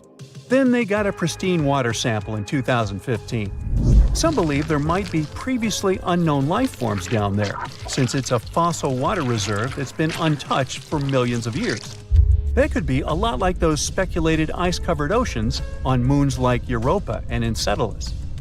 It all started with a theory in the 19th century, suggesting fresh water lurking under Antarctic ice sheets. Then, in 1955, seismic soundings hinted at a subglacial lake, and by the 90s, satellite data confirmed Lake Vostok's existence. Now, Lake Vostok isn't alone. In 2005, they found an island in the middle of the lake. Then, two smaller lakes joined the party. They suspect that a secret network of subglacial rivers might link these lakes. Now, very far away from Antarctica, in Venezuela, Catatumbo lightning presents a sinister light show at the junction of the Catatumbo River and Lake Maracaibo. This unsettling lightning phenomenon happens at about 140 to 160 nights a year, going on for 10 hours a day, and can flash up to 280 times in a single hour. The frequency of this lightning show changes with the seasons and from year to year. There was a break between January to March in 2010, causing a bit of worry that it might vanish forever. As the sun sets, winds from the east start picking up speed. The strong wind is called a nocturnal low-level jet, like what you see in the Great Plains of North America. These winds bring moisture, mostly from the Caribbean and the lake itself. This humid air hits high mountain ridges, causing thunderstorms to form over the mountains. Thanks to the ongoing wind situation, more thunderstorms appear as the night goes on. This pattern repeats itself, and is why this area has the highest annual lightning rate globally. The next place scientists cannot explain is in China. That is the Longyu Caves. They have lofty slanted roofs and sturdy pillars. The spot remained hidden for centuries. These human-made caverns, built around 2,000 years ago, decided to reveal themselves only in the 90s. Local farmers drained some ponds and unveiled 5 massive caverns. Further digging exposed an additional 19 smaller caves. They range from 60 to 110 feet in width and 26 to 50 feet in height. Archaeologists found historical relics from the reign of Emperor Zhuan of Han, dating back to over 2,000 years ago. Now, how did these caves survive for more than 2 millennia without falling apart? No ancient records explain the way they were crafted either. The walls show chisel marks, hinting at some layer-by-layer chiseling action, but the exact construction process is still a head-scratcher. The year is 2160. The place, the Pacific Ocean off the coast of Japan. The ocean seems calm, at least the surface does. The ocean floor is cracking right now. Boom! The earth opens up, magma shoots out. The crack in the ocean floor triggers an earthquake, and a massive amount of energy shoots into the ocean. And now for gravity to get involved. It pulls the water down and makes it move faster and faster. It's a tsunami. A wave as high as a skyscraper plows toward Tokyo at 500 miles per hour. That's millions of tons of water. It would be awesome to take a picture of it, but there's no time to admire the power of nature. The tsunami's about to hit Tokyo Bay. The tsunami smashes ashore and starts attacking the largest structure on the planet, the Tokyo Pyramid Metropolis. It's 6,600 feet tall. That's 5 times the height of the Empire State Building. Imagine if the entire population of Denver, Colorado lived and worked in one building. The Tokyo Pyramid Metropolis, TPM, can handle 750,000 people at a time. Incredibly, the structure withstands the impact, and most of the tsunami's energy seems to have just disappeared. This time, engineering stands up to nature. TPM was built by the Shimizu Corporation, which was founded in 1804. The pyramid is the most stable structure around. If you don't believe me, go to Egypt and see the Great Pyramid of Giza. It's lasted 4,500 years and it's still going strong. The TPM is built on water and consists of 204 individual pyramids. They look like bunches of grapes stacked on top of each other, 8 tiers in all. Only in this case, each grape is the size of a Vegas casino. The TPM's actually hollow. That's how it defends itself against typhoons and tsunamis. It doesn't meet the wind and waves head-on, but lets all that energy just pass right through it. Robots and autonomous control systems run this place. It runs on solar, wind, and wave energy. The pyramids are connected by passages, all in all about 85 miles worth. They connect everything and are maintained by AI that always finds you the fastest way to get from Pyramid A to Pyramid B. The TPA's obviously the city of the future, but human tech isn't quite ready for it just yet. Originally, engineers decided to install the pyramid on 36 columns, all dug into the ocean bed. If you build a pyramid that size out of steel and concrete, you'd be looking at 50 million tons of load press in on itself. The TPM would have collapsed under its own weight and imploded into the ocean. They needed something 1,000 times lighter than concrete and stronger than steel. So, what's this futuristic material? Look at this old guy. It's the first car on the planet with an internal combustion engine. It hit the road in 1885. And this is the first artificial satellite that humans launched into space. It only took an evolutionary blip to go from the first horseless carriage to our first flight into space. That TPM's not looking so ridiculous. Hey, we can do anything. The solution is carbon, and it's everywhere. It's the rod in your pencil and the diamond in your crown or ring or industrial drill. But we don't just need ordinary carbon, we need graphene. It's a type of carbon we can make nanotubes out of. They're thinner than a human hair, but 400 times stronger than steel. And most importantly, they're light. Nanotubes aren't affected by chemicals, oxygen, or water. Perfect for the TPM. That's just a fancy way of saying the thing's not going to rust. Shimizu has plans for a power station on the moon, an underwater city, transforming the Sahara Desert into a huge oasis, and much more, but they aren't the only ones changing the planet. The Netherlands is the size of 2 New Jerseys, and about 30% of it is below sea level. To protect their country from water, the Dutch built dams, lots of them. But that's just defense.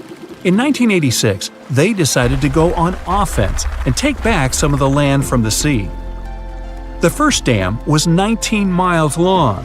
It basically turned a bay into a lake. The second dam sealed the deal. After 42 years of work, the Netherlands got itself a whole new province larger than Los Angeles. Humans have done the same thing all over the world, like in Hong Kong, the Philippines, Italy. Hey, take that, water! What about building stuff on land that's already land? Before NASA's missions to Mars, the most expensive project in history was the construction of the interstate highway system in the United States. It took about 35 years to finish. In today's money, it cost about $530 billion. All that cash bought 46,000 miles of road. That's almost 2 times around the globe. There are over 270 million vehicles in the U.S., more than Japan, Brazil, India, and Germany combined. But in terms of sheer effort, the roads of Rome were way more impressive. Over 2,000 years before the first automobile, the Romans built a huge network of roads, 50,000 miles long. They connected Ireland with Egypt and Turkey with Spain. The roads were pretty safe, and travelers could stay in hotels, dine in cafes, or mail a letter at the nearest post office. Only about 30% of the Earth's surface is land. The world's oceans, rivers, and lakes are full of life, and it seemed like a ridiculous task to catalog everything living in there. But 2,700 scientists from 80 countries decided to team up to do it. The cost? $650 million. Those scientists spent 10 years searching for old and new species. It was one of the biggest science projects ever attempted. They even discovered about 6,000 new species of fish, squid, and algae. The Great Wall of China is huge. 13,000 miles of walls, natural barriers, and trenches. That's about 2 times the distance from Alaska to Australia. They built it over a period of 2,000 years, with no trucks, bulldozers, electricity. Just raw people power. Modern China's not exactly dropping the ball. In 2 years, China used more concrete for construction than the US ever did. I mean ever. Roads, cities, airports, everything there is huge. The Three Gorges Dam is definitely the new Great Wall of China. Over 7,600 feet long and 600 feet high. You're looking at 3 times more concrete and steel than the Hoover Dam. It's the largest concrete structure in the world and cost about $37 billion. More than 1 million people had to pack up and move to make way for it. Switzerland has the longest and deepest railway tunnel on the planet. Under the snowy Alps, builders dug 35 miles of tunnels. Every day, 200 freight and passenger trains pass through it. The amount of rock they took out to make the tunnel is about the same as 5 Great Pyramids. The whole thing cost about $12 billion. Egypt's one of the oldest nations on the planet, but now they're building one of the newest cities. It's going to be about the size of Singapore and filled with 6 million lucky people. There's going to be apartments, government buildings, entertainment, even an opera house. Oh, and a park that'll make Central Park look like someone's backyard. When it's finished, it'll be Egypt's new capital. So why bother? Well, by 2050, Cairo's going to have about 40 million people in it. Looks like they'll need more than one new city. The first flights to the moon cost about $280 billion in today's money. But SpaceX isn't letting price get in its way. The company plans to build a colony on Mars with a population of 1 million by 2050. They claim that once the program starts, you'll be able to buy a ticket to Mars for as little as $100,000. But the biggest science project ever is definitely the International Space Station. It weighs as much as 2 Boeing 747s and zooms through space at the speed of 17,500 miles per hour. That pencils out to be 5 miles per second. The station orbits the Earth 16 times per day, and it doesn't come cheap. Luckily, a whole bunch of countries share the bill, but it's definitely the most expensive room service anywhere in the galaxy. It costs $10,000 to deliver a bottle of water from Earth to the space station. Hey, at that price, I think it's important to ask, sparkling or still? Hey now, get ready to dive into the Sea of Mysteries, also known as the Black Sea. It is the largest inland body of water in the world, bigger than the entire state of California. It has dozens of lost ships and some secret underwater tunnels. And some people believe it's an ancient quarry that was mined out in 6 stages. The Black Sea has distinct vertical layers that don't mix, with higher and lower salinity. The salty water comes from the Mediterranean, and fresh water comes from rivers. 10 of the largest rivers in Europe flow into the Black Sea. It receives more fresh water from the rivers and rainfall than it loses from evaporation. The extra water flows through the Bosphorus into the Marmara Sea. There are 2 flows going through the straits. The upper flow leaves the Black Sea and takes surface water out of it. The bottom flow carries salt water from the Mediterranean to the Black Sea. That's why the upper layers of the Black Sea are less dense than its saltier lower layers. The oxygen that comes from the atmosphere and photosynthesis stays in the surface layers. Everything deeper than about 300 feet in the middle and up to 500 feet near the edge is not fit for life. Only certain bacteria can survive in these conditions. Although there's no air deep down in the Black Sea, the upper layer is home to around 750 species of phytoplankton. Eggs and larvae of fish and invertebrates chill in coastal regions. There are also 180 fish species in the Black Sea, and some of them are valuable, such as horse mackerel, spiny dogfish, and sprat. The water level in the Black Sea is always the same because there are no high or low tides, so the sea is always calm, quiet, and serene on the surface. But it has one surprise feature, an underwater river. It's a current of salty water flowing through the Bosphorus Strait and along the seabed. This amazing discovery was made by scientists from the University of Leeds and was announced in 2010. It's the first undersea river of its kind ever found. The river forms because salty water from the Mediterranean Sea spills through the Bosphorus Strait into the Black Sea, where the water is much less salty. The no-air zone of the sea is an ideal conservation chamber for what's hiding on its bottom. The Black Sea is like a treasure trove for shipwrecks, and we discovered it by accident. Some maritime archaeologists were studying sea levels to see how quickly the water levels rose after the last ice age, and they ran across over 40 previously unknown shipwrecks as a complete bonus. Researchers used 2 remotely operated vehicles to explore the seafloor and the wrecks. Thanks to it, we have a video and detailed 3D images of the ships that were stitched together from thousands of high-resolution photos. According to the New York Times, some of the standout discoveries among the 44 ships found include a medieval training vessel from the 13th or 14th century.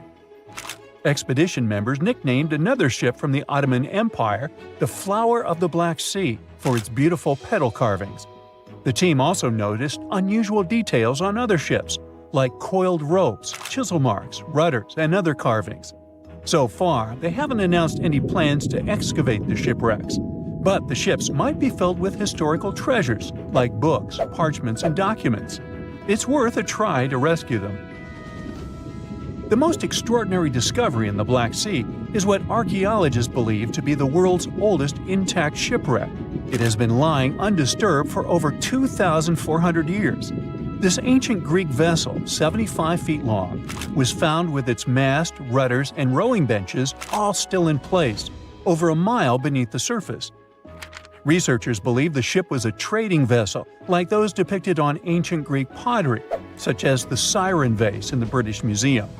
This vase, or vase, dating from the same period, shows a vessel carrying Odysseus past the Sirens.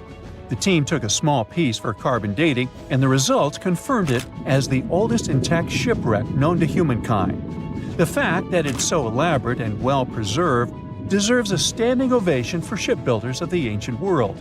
Without microbes, worms, or other creatures to eat away the wrecks, it's no wonder the ships are in almost perfect condition. If the Titanic had sunk in these waters, we would have found it in a much better state now, not being eaten by nasty underwater microorganisms. Now, there's an interesting theory called the Black Sea Deluge hypothesis, which suggests a huge flood happened around 7,500 years ago.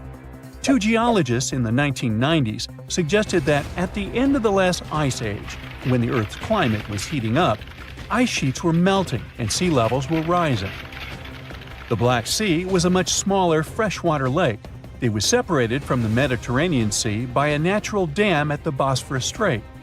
As global sea levels rose, the Mediterranean overflowed into the Black Sea basin.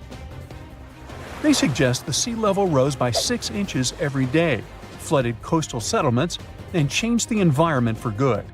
Samples from the Black Sea floor show a sudden shift from freshwater to marine species around that time, which means there was a rapid influx of salt water. Underwater surveys have also found what look like the old shorelines and human-made structures. So, people were living in areas now submerged by the Black Sea. Plus, the timing of this flood matches up with known patterns of human migration into Europe, Asia, and Africa. They also say this flood could be the terrible flood from the story of Noah's Ark. Critics of the deluge theory say the evidence isn't as straightforward as it seems.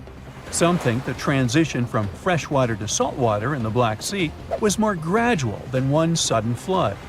They're also debating if people left the settlements before they went underwater or as a result. An old chronicle that's been around for about a century says there were 2 underground tunnels starting in what is now Romania and Bulgaria and stretching all the way under the Black Sea to Turkey. Back in the day, peasants used these tunnels to move their flocks of sheep to the Ottoman Empire and countries on the Asia Minor Peninsula. Who built these tunnels and why they run under the sea is a complete mystery.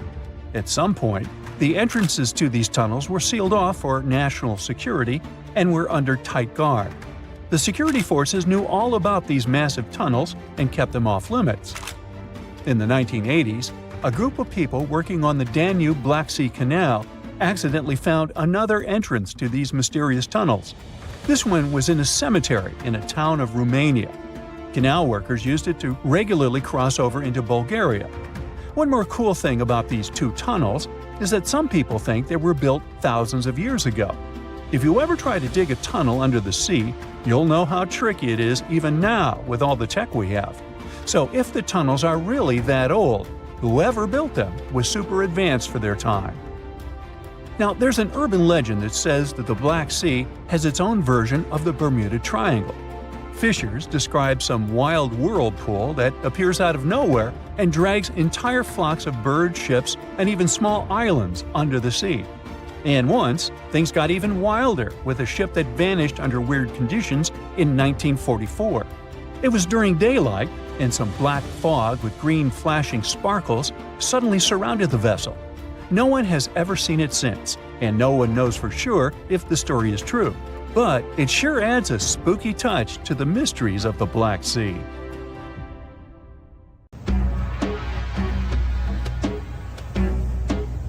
This is not a dune set. This is a very real desert in Niger. Jado was probably built by the nomadic Sao people and is filled with ksars, which are fortified houses made of salt and clay, with giant walls and secret passages. Located deep in the desert, it was once a vital stop for trans-Saharan caravans, but is now a hotspot for smugglers and bandits. The site has been off-limits since 2002 due to its dangers. The origin of the ksars remain a mystery. No archaeological studies have been conducted, leaving many questions unanswered. Even today, shifting sands reveal and conceal parts of these ancient ruins, fueling local speculation about what might still be hidden beneath the desert. Speaking of connective tunnels, scientists were blown away by the discovery of lava tubes in Saudi Arabia. These underground passages form when molten lava cools down. Researchers believe that ancient nomadic groups may have utilized these tunnels to survive the super harsh desert climates. While excavating the tunnels, archaeologists uncovered artifacts, rock art, and skeletal remains. The art and animal bones show that the people who used the tunnels were probably sheep and goat herders. They're still piecing together whether these groups lived in the tunnels for extended periods or just used them as temporary shelters. The Great Pyramid of Giza has been standing for thousands of years, but it's still hiding secrets. Using special scanning technology, scientists found two hidden structures under an ancient burial ground. The first is a shallow L-shaped structure, and below it is a much larger space that could be a final resting place or a chamber. The smaller structure was filled with sand on purpose, while the deeper one might be an empty chamber. Experts believe the two are connected, possibly as an entrance leading to a secret chamber. This is big news because it might give us some more insight into who built the pyramids and why. The world is full of ancient writing, but some messages refuse to give up their secrets, like the mystery of the Bashplemi tablet.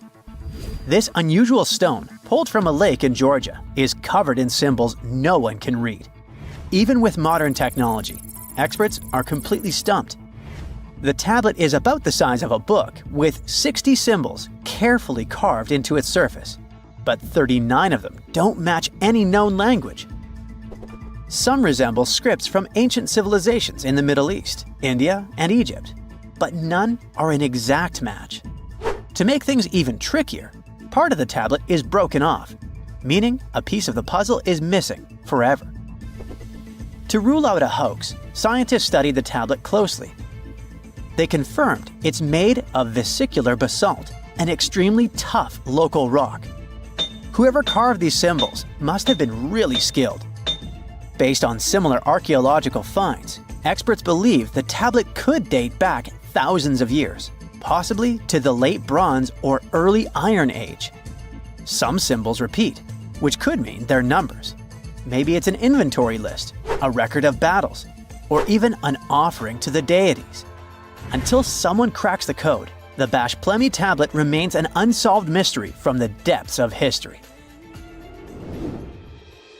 Experts are still stumped with what this Minoan disk might mean. The Phaistos disk is one of the most mysterious finds from the Minoan civilization. This 6-inch clay object, discovered in 1908, has strange spiral markings that no one has fully decoded yet. The disk has 241 symbols on both sides, showing everything from people and animals to tools and plants. Experts have come up with many theories about what the symbols mean. Some think it's an early form of Greek. Others suggest it's a prayer or a hymn. And some even believe it could be a letter from a king in Anatolia to a Greek ruler. Let's see who will be the first to figure this out. It's always a fun day at an archaeologist's office when they find something as big as a 2,000-year-old marble head. A French archaeologist mission went digging inside an old medieval house near Alexandria in Egypt and found a statue's head depicting an old, possibly ill man. This statue dates from the last Egyptian dynasty before it became part of the Roman Empire, and the site where it was found is associated with the likes of Cleopatra and Mark Antony. For archaeologists, even the smallest finds at this site means a lot. You've heard of Lucy, right? The Australopithecus that was an early ancestor for us humans. Well, scientists found some of her species' footprints somewhere in Tanzania. The so-called Laetoli footprints are over 3 million years old. The trail stretched 88 feet and has about 70 footprints, left behind when a bunch of early humans walked across some wet volcanic ash. What's cool is that these early humans were already walking on 2 feet, like us, not all hunched over like apes. The close spacing of the prints shows they probably had short legs and a shorter stride than we do today. In an ancient Egyptian temple, archaeologists uncovered a shrine unlike any other, a place dedicated to falcons and 2 mysterious deities. One deity had a falcon's head, while the other wore a crown with a sun disk and cow horns. But the most baffling discovery was an inscription that read, "It is improper to boil a head in here." At the heart of the shrine, there are 15 headless falcons carefully arranged on a pedestal, likely as offerings to the falcon-headed deity. One theory suggests the birds were boiled first, perhaps to pluck their feathers, before being placed in the shrine, following the strange rule carved into stone. Archaeologists also found a 13-inch iron harpoon nearby. Its true purpose remains unknown, although the shrine also held remains of fish, mammals, and bird eggs, suggesting that the rituals may have included feasting. And speaking of ancient Egypt, meet Hathor. Scientists named her after the ancient Egyptian deity of motherhood, music, and singing. This wooden statue, housed at the Metropolitan Museum of Art, was thought to be just a beautiful artifact, until a surprising secret was uncovered. Using an X-ray machine, experts found a mechanical operating system inside it, with pulleys and axles connecting her shoulder to her left leg. When activated, the system made her hand raise and lower, an engineering marvel from over 3,000 years ago. The statue was created during Egypt's Middle Kingdom, around 1800 BCE, and is often compared to 19th century automata due to its advanced design. It's believed the statue was used in religious ceremonies, symbolizing Hathor's role in dance and music. An unexpected discovery happened in northern Kuwait, where a Kuwaiti-Polish team uncovered a mysterious 7,500-year-old statue. The statue features an elongated skull, no mouth, narrow eyes, and a flattened nose. This feature is thought to be an Ophidian figurine, named after the Greek word for snake, and it was likely made by the Ubaid culture, a civilization known for their pottery skills. While no one knows exactly what role this weird statue played, it might have been linked to rituals or symbolic practices. Some scientists think these figurines, found in homes or final resting places, were tied to important cultural beliefs. We couldn't mention unresolved mysteries of this world without speaking about these elongated skulls. In the deserts of Peru, researchers uncovered 5 ancient skeletons, 2 with unnaturally elongated skulls. While head shaping was common in many cultures, these skulls defy explanation. Local legends tell tales of the so-called gentiles, a mysterious race banished underground by the powerful deities. Some say this is what the skulls represent. Others think this is some type of genetic anomaly, which was confirmed after finding an infant skull, too large to be artificially shaped. Lake Michigan is one of the largest and most mysterious freshwater lakes in the United States.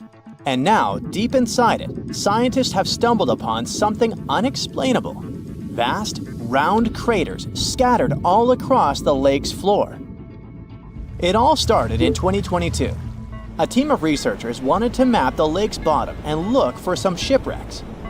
At first, they were sure it's going to be just some typical rocky terrain or sandy patches. But what they saw on their sonar screens stopped them cold.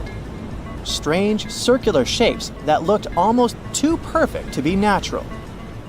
They were hiding about 500 feet beneath the surface, in places where the water turns dark and impenetrable.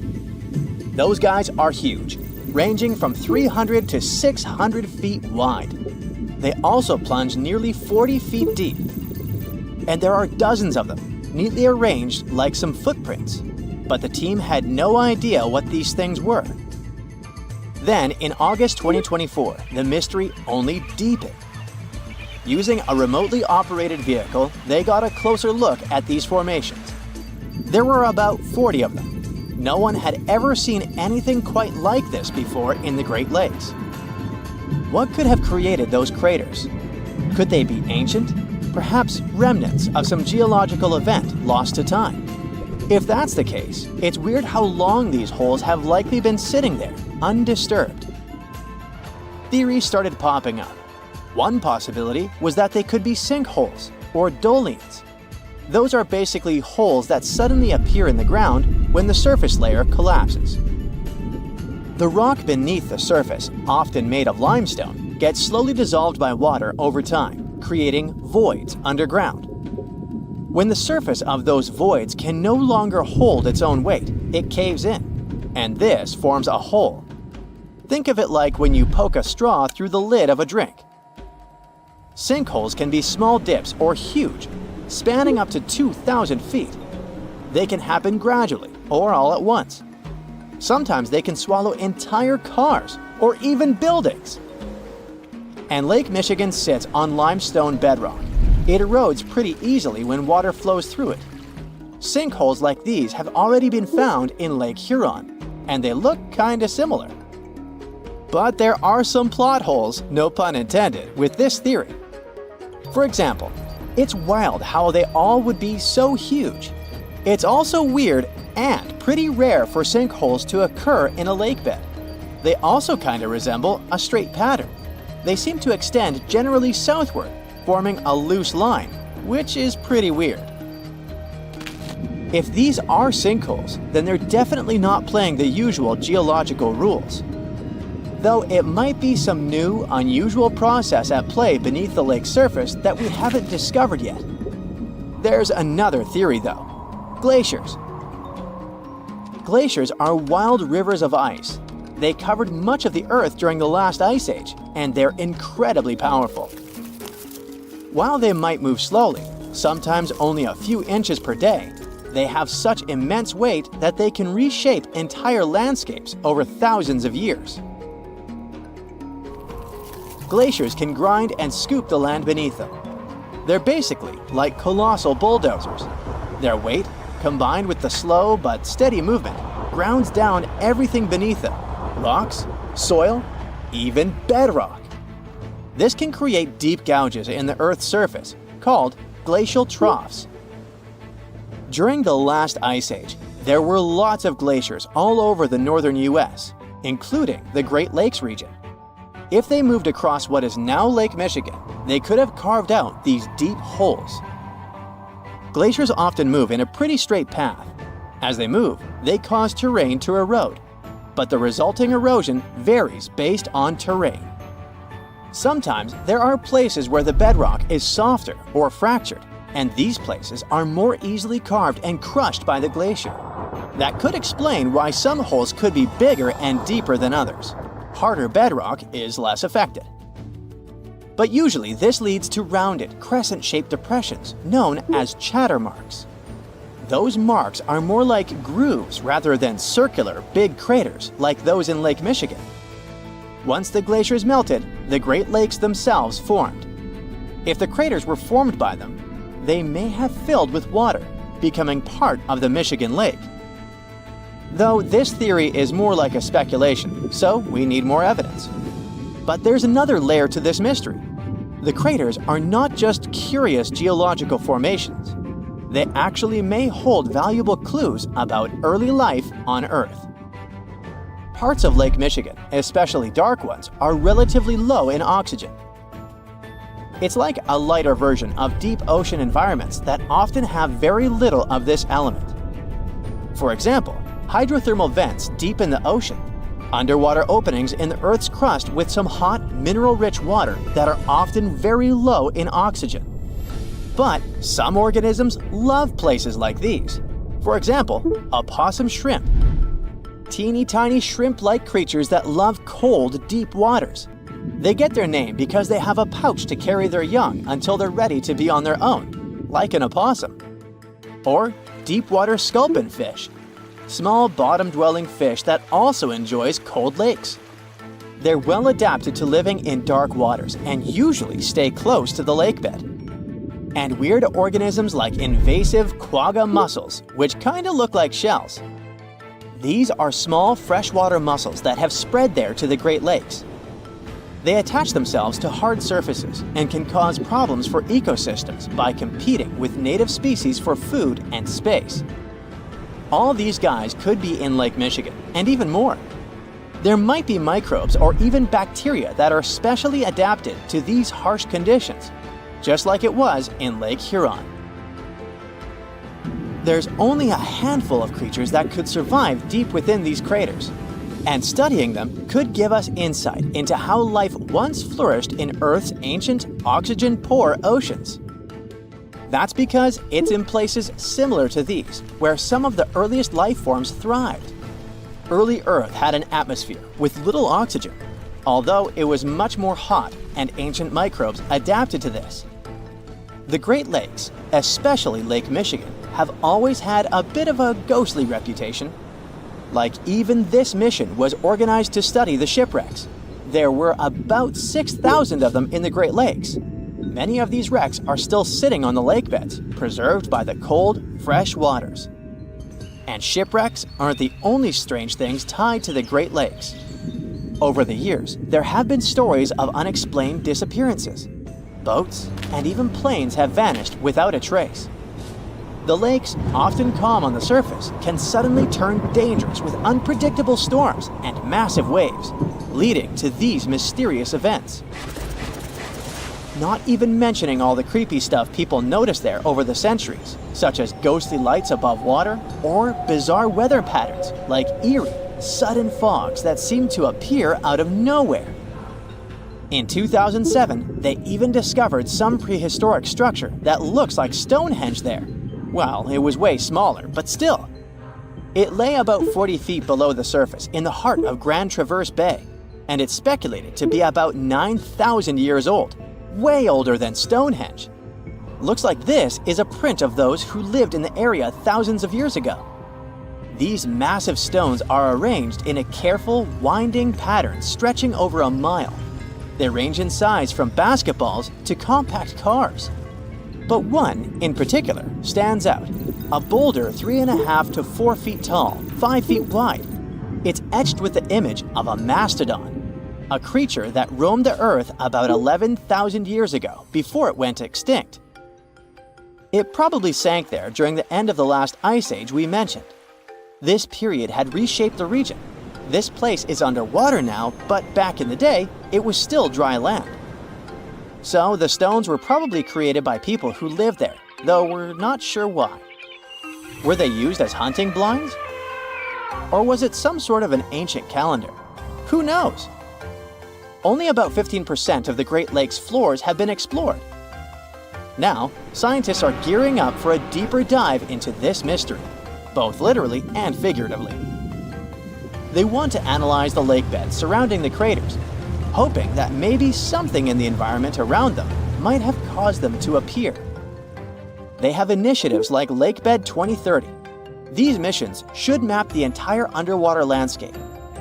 This would help us learn tons of interesting stuff about Lake Michigan and our planet's past. Who knows what other secrets these dark waters hide? It was the beginning of the 20th century, and two rivals, Robert Scott and Roald Amundsen, set on their expeditions to become the first people in history to reach the South Pole. The race wasn't easy, and it ended tragically for Scott. Amundsen has won and set his tent on the pole before his rivals. A member of Scott's expedition known as Terra Nova, British geologist Thomas Griffith Taylor, not only survived the harsh conditions, but also made an unexpected discovery. He found a waterfall of what appeared to be blood at the rocky base of the glacier, which now has his name, in 1911. It took scientists more than a century to figure out what is behind the eerie coloring. A team of American scientists journeyed to Taylor Glacier with powerful electron microscopes to analyze its contents. Previous studies had scratched the surface of the Crimson Enigma, but no one had previously done a full-scale analysis of its mineralogical makeup. These researchers unleashed a whole arsenal of analytical equipment and spotted little iron-rich nanospheres. These teeny-tiny particles, 1/100th the size of human red blood cells, originate from ancient microbes. They flourish abundantly in the meltwaters of Taylor Glacier. These nanospheres are jam-packed with iron, silicon, calcium, aluminum, and sodium, forming a unique composition that paints the subglacial water a vivid shade of red. These nanospheres don't have the usual crystalline structure found in minerals, which is why previous detection methods failed to spot them. Taylor Glacier's icy depths harbor an ancient microbial community that has thrived in isolation for thousands or possibly even millions of years. This discovery could help us in the search for life outside of Earth. Dr. Ken Levy, a research scientist at Johns Hopkins University, has some impressive expertise in planetary materials and the analysis of Martian samples. He decided to find out what would happen if a Mars rover landed in Antarctica. Could it figure out what makes blood falls so mesmerizingly red? So, researchers treated blood falls as a simulated Martian landing site. They used techniques inspired by the rovers exploring the red planet. The samples they collected were sent to Johns Hopkins processing facilities. There, Livy unleashed the power of transmission electron microscopy and revealed the enigmatic nanospheres. He made the conclusion that our current methods of analyzing other planets' surfaces with rovers fall short. They can't unravel the true nature of environmental materials, especially on chilly planets like Mars. These materials might be super tiny and non-crystalline, throwing off our detection methods. To truly grasp the essence of rocky planets, we'll need transmission electron microscopes. Strapping one onto a Mars rover isn't feasible yet, but it could mean a start of a new era in space exploration. Have you ever seen a waterfall on fire? Every February, when the stars align just right, Horsetail Fall in Yosemite National Park gets a sensational makeover. As the sun sets, its rays hit the waterfall at the perfect angle, transforming it into a blazing display of vibrant orange and red hues. We don't know exactly who and when discovered this natural miracle. The original valley dwellers may have known about it, but they kept it to themselves. It wasn't until 1973 that photographer Galen Rowell captured the first known photo of the waterfall, bringing it into the limelight. Since then, the firefall has become a global sensation, spreading like wildfire on social media and drawing crowds from far and wide. This magnificent cascade draws hundreds of spectators every year, but they can only see the show under certain conditions. First things first, Horsetail Fall needs a flowing stream. If there's not enough snowpack in February, the waterfall won't have enough water to create the magic. The temperatures must be warm enough to melt the snowpack during the day. If it's too chilly, the snow will stay frozen, and the fiery spectacle won't ignite. Second, we need a clear western sky at sunset. Those sunbeams need a straight path to hit Horsetail Fall and make it come alive. And since the weather in Yosemite is ever-changing, clouds can magically clear up just in time for the show. If all the conditions are just right, you'll witness the Yosemite Firefall in all its glory for about 10 minutes. The mystery of the sailing stones in California's Death Valley National Park has puzzled scientists for years. Heavy stones seem to have a mind of their own and move across Racetrack Playa, a dried-up lake bed. They leave behind a trail on the cracked mud. There were all kinds of theories to explain this phenomenon, from magnetic fields or dust devils, which are strong whirlwinds, to mischievous pranksters. No one has actually witnessed these rocks in action, which only added to the mystery. In 2006, a NASA scientist named Ralph Lorenz entered the scene. He was studying weather conditions on other planets, but he couldn't resist the allure of Death Valley and those elusive sailing stones. He had an eureka moment while tinkering at his kitchen table with a Tupperware container. Lorenz filled the container with water, leaving a small rock poking out, and chucked it in the freezer.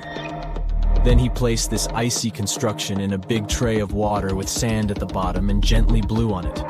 The rock began to glide across the water, leaving a trail in the sand.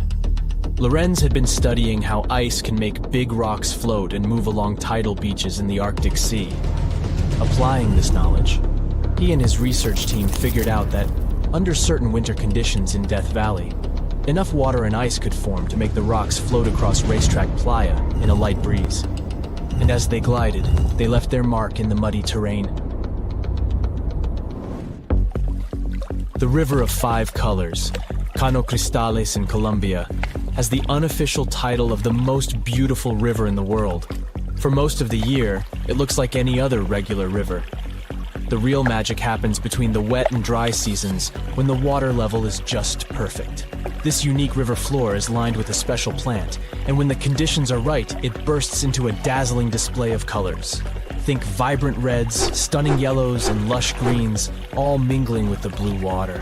It's like stepping into a living rainbow with 1,000 shades in between. This phenomenal display only lasts for a few weeks, from September through November. During Colombia's wet season, the river flows too fast and deep, covering up the river floor and denying the plant the sunlight it needs to turn red. And in the dry season, there's simply not enough water to support the vibrant life in the river. So you have to catch it at just the right time. The reason behind Maldivian beaches glowing in the dark at night isn't a mystery, but it doesn't make them any less impressive. It happens thanks to the bioluminescent plankton.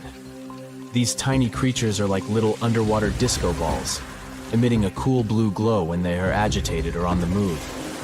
Imagine walking along the shoreline and leaving behind glowing footprints. You can even take a night swim amongst these magical plankton. Researchers have discovered that their bioluminescence is actually a clever defense mechanism against predators. When these microorganisms flash their little blue lights, it disorients and surprises their attackers. The plankton produces this light using a chemical called luciferin.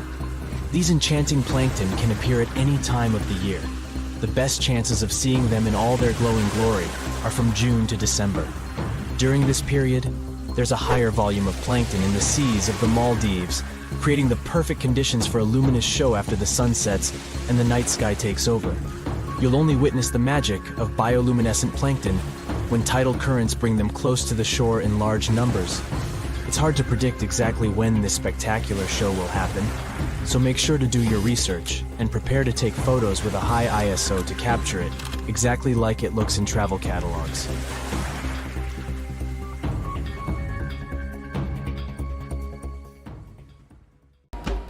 Stonehenge took approximately 20 million man-hours to build. For comparison, an average human doesn't live much over 700,000 hours. This is Jack, one of the first builders of Stonehenge. Let's say Jack lived to be 80 years old, which is extremely improbable, but it makes it easier for me to crunch the numbers, thanks. If Jack had spent his entire life, from age 0 to age 80, working on the Stonehenge project, it would have required approximately 28.5 generations of people doing the same thing to complete it. That's next to impossible. To make it more plausible, let's multiply that by 2. After all, Jack wouldn't want to dedicate his entire life to moving stones, and he didn't live to be that old. Thus, we arrive at around 57 generations needed to build Stonehenge. That's not enough room on the screen for me to introduce John, Jack's great-great-great-great, you get the drift, grandson. So it all began around 5,000 years ago with just a simple circular earthen bank and ditch. Fast forward to around 26,000 BCE, and the builders replaced that initial structure with a complex arrangement of wooden posts and brought in around 80 dolerite bloom stones from Wales, which were rearranged at least 3 times. Then, a few hundred years later, they added those massive sarsen stones, each weighing around 25 tons. These enormous sandstone blocks were transported about 19 miles to create a continuous outer circle, with 5 trilithons, 2 upright stones topped with a lintel, forming a horseshoe shape inside. It was a millennium-long building process that demanded years of hard work. So, people must have lived nearby, right? But how would they have found shelter back then? Today, we have houses for builders on site, small accommodations that serve as temporary housing. But structures like this definitely didn't exist when Stonehenge was constructed. Did they? Well, actually, they existed. And some recent archaeological digs near Stonehenge prove it. Archaeologists found this Stone Age eco-home, which is a huge deal since it's one of the earliest settlements in the area. This newly uncovered Mesolithic home dates back to around the year 4300 BCE. Let's take a closer look at this house, shall we? Now, for the walls, people back then used a large fallen tree, its trunk to be more precise. These wooden walls were reinforced with flint, and they even lined the pit left by the uprooted tree with cobblestones. To create the roof, they opted for animal hides, which sounds like a wise choice. They must have provided protection against the unpredictable weather of the British Isles. Now, you might be wondering, the weather in Britain is indeed unpredictable, and it has been that way since time immemorial. So, how did the builders manage throughout most of the year, particularly during the winter months? Well, the answer is simple.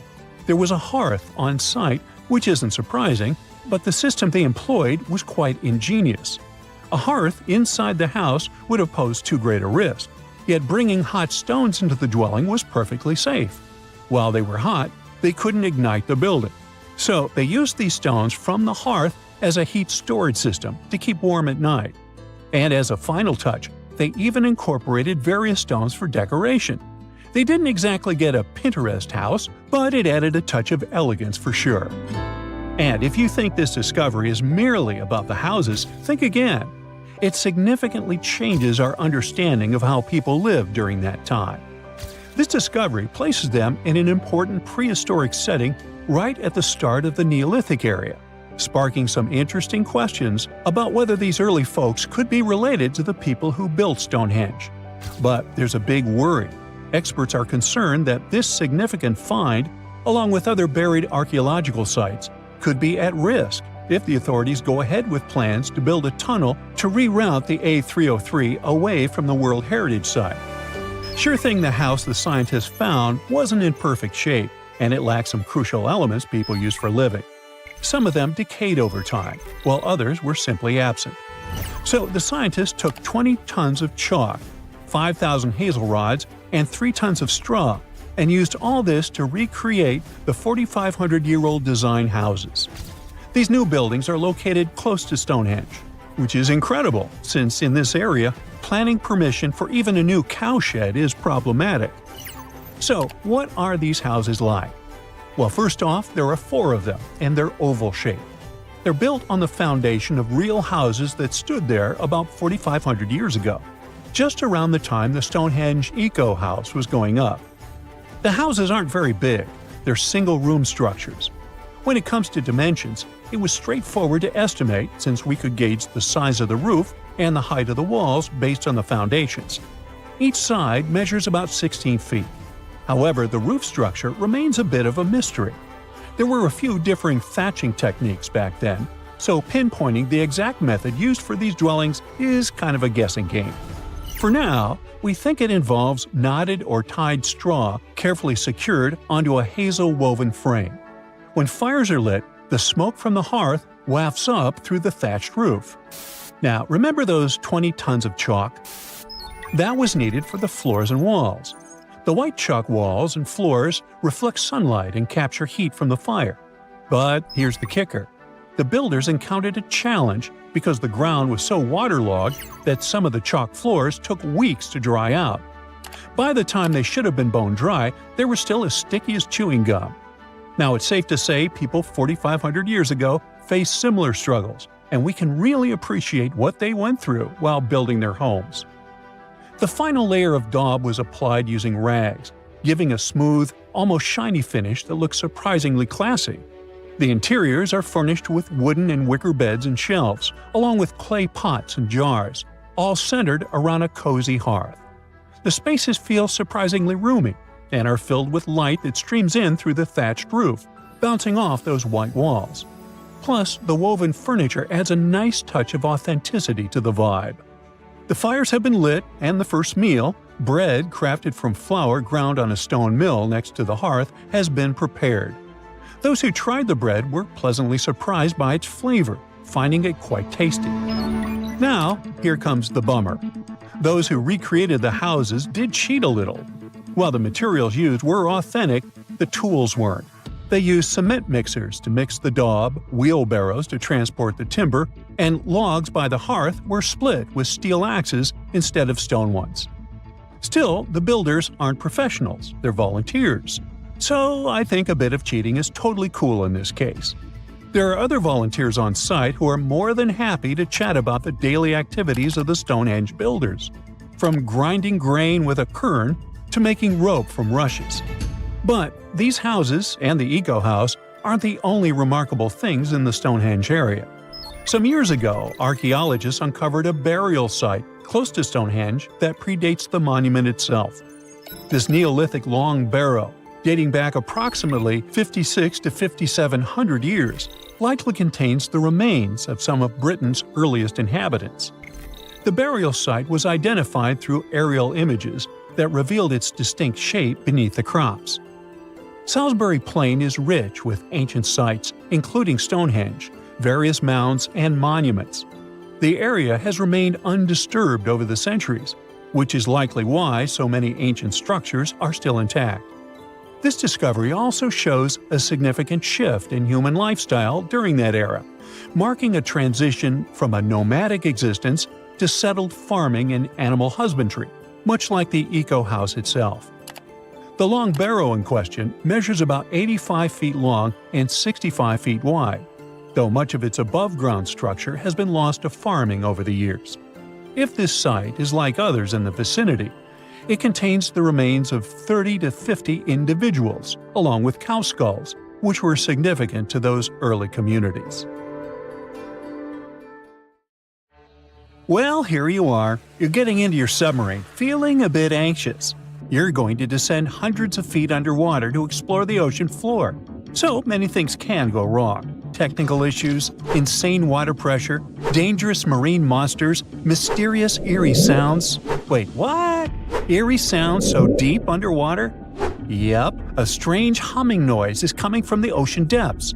What makes it even creepier is that it only appears during dusk and dawn. This noise might act as a dinner bell, since it's likely to have a connection to massive groups of sea creatures moving up and down through the water to feed. But so far, it's just a theory. Using highly sensitive underwater microphones, researchers recorded a mysterious low-frequency hum at depths of 660 to 3,300 feet.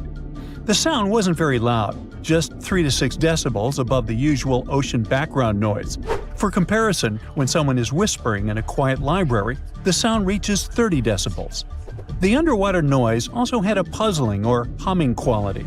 The weirdest thing? Despite their efforts, the researchers couldn't pinpoint a single species responsible for the sound.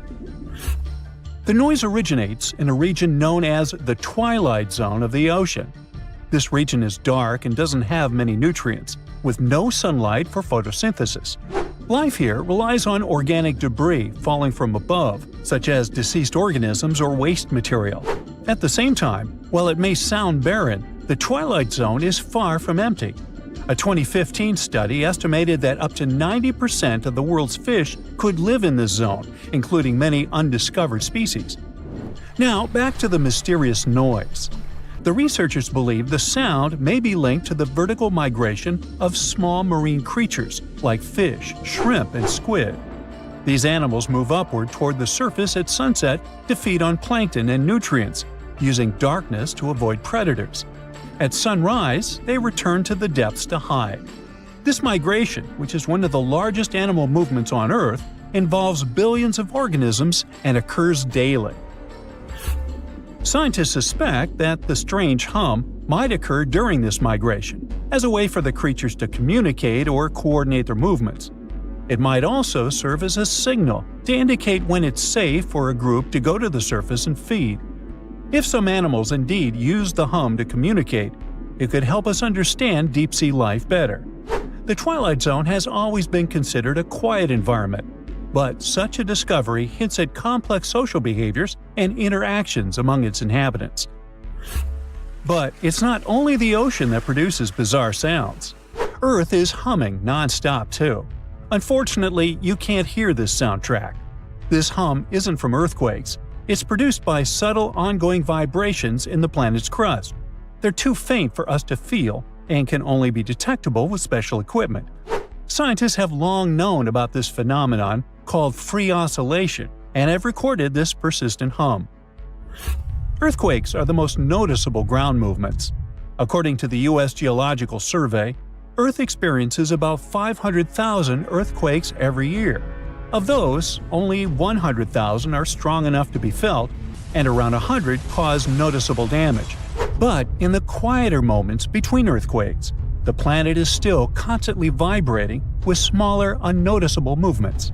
Unlike the sudden jolts of earthquakes, this hum is steady and uniform, and it's a byproduct of microseismic activity. Seismometers, tools used to record ground vibrations, can detect this sound anywhere on land. For years, researchers have been debating the origins of this hum. Some thought it came from ocean waves reaching deep into the seafloor. Others believed it was caused by colliding waves on the ocean's surface. By 2015, scientists had confirmed that both factors contributed to Earth's constant vibration.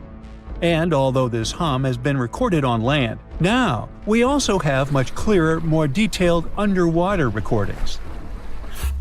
To study the hum, researchers used spherical seismometers on the seafloor in the Indian Ocean near an island east of Madagascar. Between September 2012 and November 2013, they placed 57 freefall seismometers across a 772 square mile area. These devices are designed to sink into the ocean floor and record even the faintest vibrations. Over the course of the 11-month study, the team filtered out noise from ocean waves and seafloor currents. They got clear, consistent signals of Earth's hum, with peaks at frequencies between 2.9 and 4.5 MHz, far below the range of human hearing, which starts at 20 Hz. The discovery of Earth's hum from the ocean floor is more than just a scientific curiosity. It gives researchers a new way to study how energy moves through the planet's crust and mantle. In any case, the world around us is filled with weird sounds that sometimes remain unexplained. One of the most intriguing examples is the bloop, an incredibly loud underwater sound recorded in 1997 by the U.S. National Oceanic and Atmospheric Administration. The sound lasted about a minute and began as a low rumble, which then increased in frequency. It was so loud that underwater microphones detected it across an astonishing 3,000 miles. Initially, some experts thought it was the call of a massive unknown sea creature. However, NOAA later determined that the source likely had been the calving of icebergs, when giant pieces of Antarctic glaciers had been breaking off and crashing into the sea. The sound, known as Julia, a strange cooing noise, could have been produced by an iceberg scraping along the ocean floor. Another sound, dubbed train, due to its resemblance to the sound of train wheels on a track, likely originated in Antarctica's Ross Sea. Then there is upsweep, a recurring seasonal scratchy noise detected in the Pacific Ocean since 1991. Despite years of research, its exact cause remains unclear. The underwater world also has bizarre sounds that can be described as choirs of fish. Scientists studying marine life off the coast of Port Hedland in Western Australia discovered that many fish species sing in synchronized choruses at dawn and dusk, much like birds. Over 18 months, researchers recorded tons of sounds, including foghorn-like calls from black jewelfish and rhythmic ba-ba-ba sounds from batfish. These fish songs, which often involve repetitive calls that overlap in large groups, are especially important for breeding, feeding, and territorial behavior. Deeper in the ocean, NOAA researchers also explored the sounds of the Challenger Deep, the deepest part of the Mariana Trench. They used a titanium-encased microphone that managed to survive the crushing pressure, over 1,000 times the atmospheric pressure at sea level. Over 23 days, the recorder captured loads of noises, from the haunting songs of whales to the rumble of distant earthquakes. Now, we've already figured out that the ocean is filled with strange sounds, but you can also hear weird noises above ground. One of the most puzzling is the hum, a low-pitched noise reported by people in specific areas, such as Taos, New Mexico, or Bristol, England. The sound is often described as a faint engine-like drone, and its source remains a mystery. Some researchers think it might be a psychological phenomenon, where people focus on subtle background sounds they might otherwise ignore. In any case, no definitive answer has been found yet. Geological formations can sing too. Utah's Rainbow Bridge, a massive 300-foot-high sandstone arch, vibrates like a guitar string when exposed to sounds, distant earthquakes, or waves near Lake Powell. Scientists have studied its frequencies to understand how such vibrations could affect the bridge's stability over time. Interestingly, visitors to the Rainbow Bridge have reported hearing faint humming sounds too. The skies also have their own eerie noises. For centuries, people in polar regions have described faint sizzling, popping, and cracking sounds, accompanying auroras. A Finnish researcher made the first known recordings of these sounds and traced their origin to electrical discharges in the lower atmosphere, about 230 feet above the ground. These charges, caused by magnetic storms fueling auroras, produce faint sounds during calm and clear nights. Other natural phenomena, such as icebergs grinding against the seafloor or volcanic activity on the ocean floor, produce groans, rumbles, and crackling sounds that scientists study to learn about glacial movements and underwater geological activity. I myself produce many unusual sounds and rumbles, but, that's a subject for another video or my next annual review. So, there's a mysterious doorway in the middle of Antarctica. Some people think it's Bigfoot's vacation home, or a shuttlecraft from Star Trek, or maybe a door to Agartha, a mythical kingdom some people believe is located in the center of the Earth. Well, the scientists debunked all these poetic theories and explained that what looks like a mysterious doorway is located in an area of fast sea ice. It's offshore of the coast and is full of little islands with shallow water around them. When ice flows around hard rocks hidden underneath, it can create patterns that look odd but are totally normal. In this spot, the ice is thin, so the rocks underneath have a big effect on how the ice moves. The cold winds in Antarctica also shape the ice and snow and make it look like they're lines and shapes. So, the mysterious doorway is just a rocky ridge poking out because the ice has melted a little. The top of the doorway is the tip of the rock, and the sides are snowy trails left by strong winds blowing in the same direction. It's essentially an iceberg that got stranded and is melting in one place. One YouTuber found another out-of-place mysterious object more than 150 miles off the shore of Antarctica, a 400-foot-long ice ship. The internet went wild with theories like that the ship must have ended up there right from the Bermuda Triangle.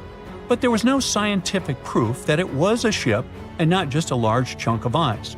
And once some other internet users revisited the place, they noticed the ice melted in the summer and the hypothetical ship was gone. Another mysterious Google Maps find in Antarctica was a pyramid. And before you make up an exciting theory about how the ancient Egyptians built a secret base here, I have to tell you it turned out to be just a mountain. It's part of the tallest mountain range in Antarctica that stretches for almost 250 miles. It's not the first pyramid on this continent, as explorers from the British Antarctic Expedition found another unusually shaped mountain and nicknamed it the Pyramid. But this one didn't even have a pyramid shape. Here's one Antarctic find that definitely won't disappoint you: a giant ice shelf that reminded scientists of the Grand Canyon. A special submarine robot named RAN covered over 600 miles under the thick ice and brought back some amazing footage of icy mountains, valleys, flat plateaus, and swirly patterns made entirely of ice. One of the strangest things RAN found was giant bowl-shaped holes, or scoops, in the ice. Sadly, scientists lost track of the robot.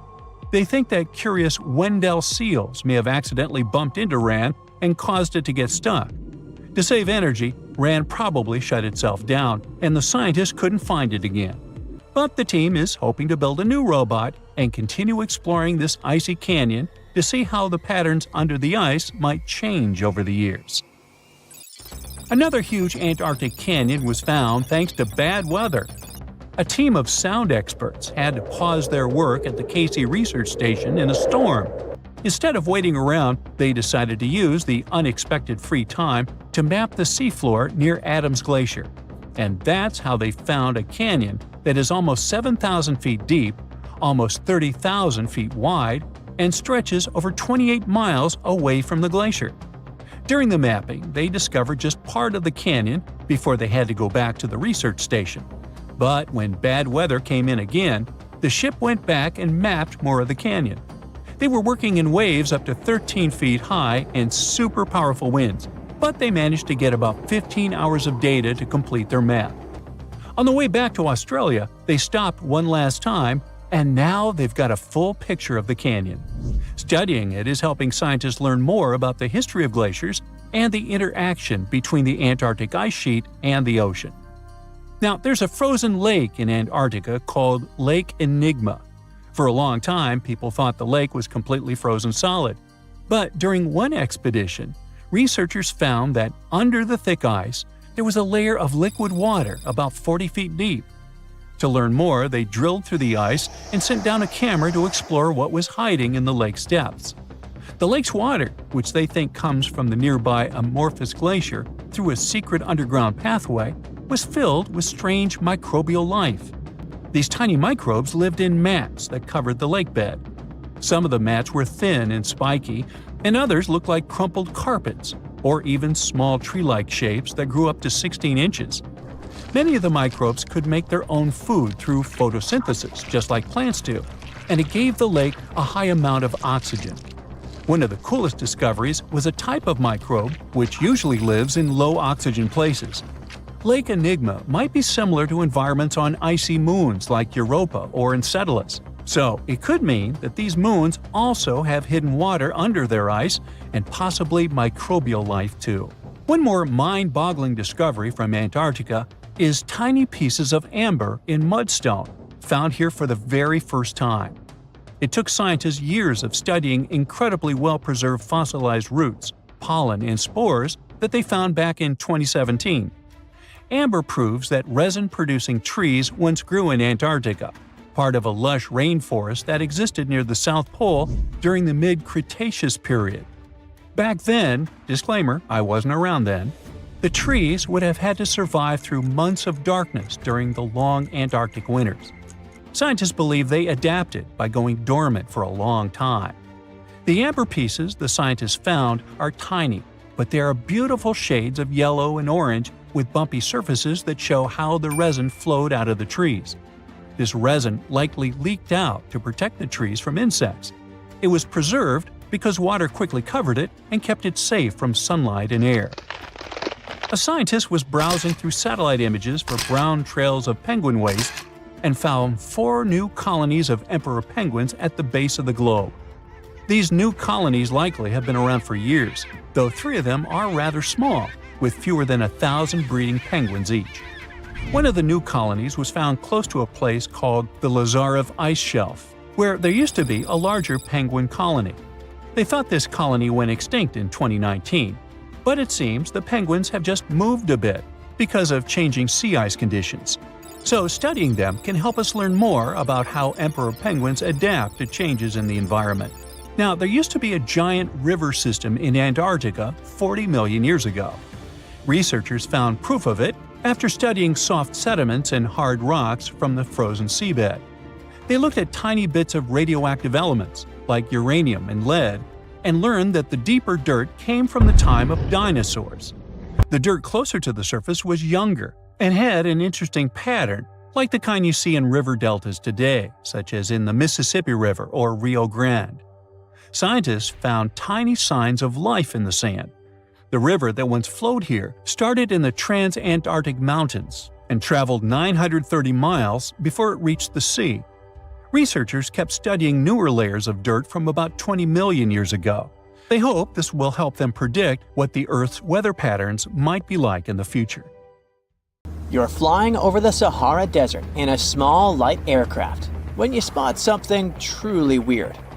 It seems to belong to a very different part of the world, the ocean. But what ocean can be huge enough for this monstrous sea star to dwell there? You descend and realize that it's not a sea star. It's a towering dune with a pretty unique shape, and it's not alone.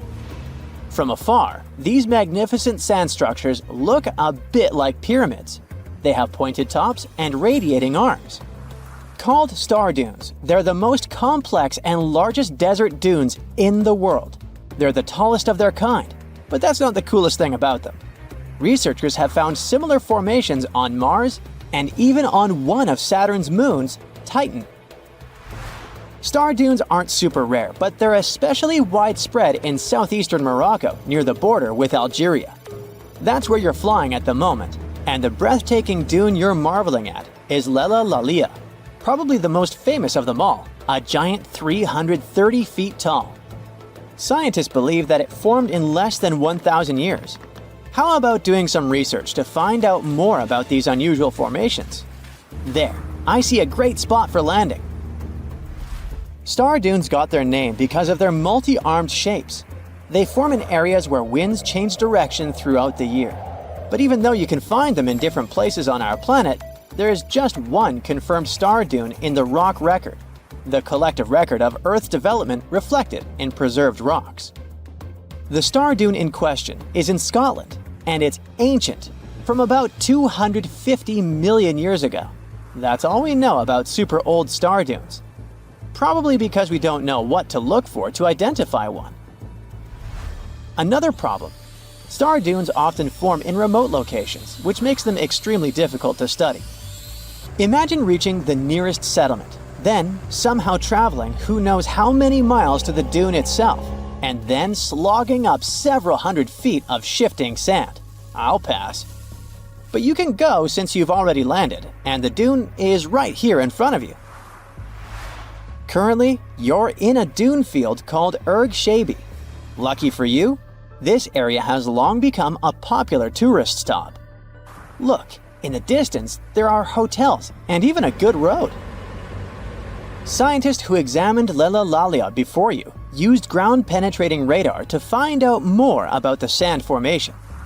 This equipment can detect the tiniest differences in sand grain sizes and water content under the surface of the dune. That's how you can create a picture of its interior layers. Look out! Phew, it was a close call. See this trench? The researchers dug such trenches to take samples of long-buried sands and then examined them. It's a pretty cool process. The thing is, while buried deep inside, the quartz in the sand accumulates radiation coming from natural sources within our planet. We can compare the grains of quartz to minuscule rechargeable batteries. They can store the energy they get from radiation. When researchers bring them to the laboratory, they can make the grains release that energy, which comes out in the form of light. Scientists can measure the brightness and say when the sand enjoyed sunlight for the last time.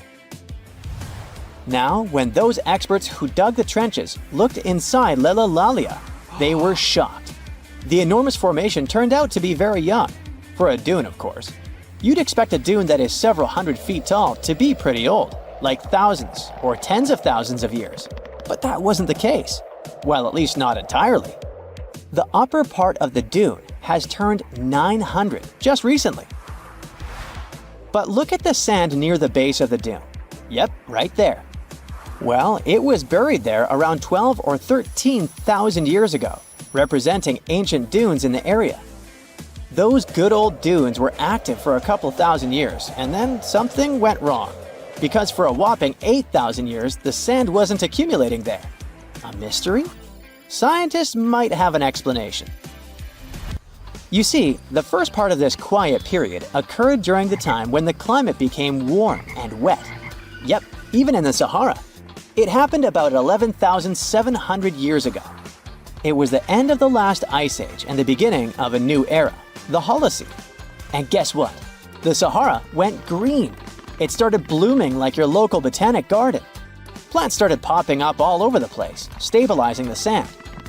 If you had visited the Sahara during that period, you wouldn't have recognized this place. But you would have likely come across humans wandering marshy landscapes and hunting for food. Researchers have found pottery fragments and stone tools on one side of Lelalalia. That's true. As sand dunes form and then shift throughout their lives, they swallow and protect ancient remnants of life. Just dig well enough and you might find something that will provide you with a window into the past. It can be ancient fossils, anything from fossilized shells and corals to prehistoric plants. Those can offer precious insights into the history of our planet and the living beings once inhabiting certain regions.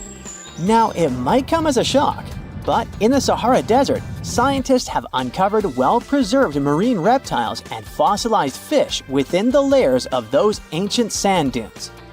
They are the remains from the time when the Sahara was covered with a sea millions of years ago. Anyway, it's time to leave that ancient paradise if you want to survive. 4,000 years ago, the wet period came to an end and the Sahara dried out again. Interestingly, our dune didn't begin building up right away. For some time, sand probably blew through but didn't accumulate. Or the dune could have started growing in a different location. And it's a valid theory since scientists have discovered recently that Leulalia shifts around 1.6 feet every year. It also accumulates about 6,400 tons of sand every year. Now, if you've been inspired by your dune trip and are now eager to explore more of them, I've got some unpleasant news for you. Unfortunately, although there might be star dunes locked in sandstones around the globe, they're super tricky to detect. The problem is, dunes are huge, but they lack a single distinguishing feature.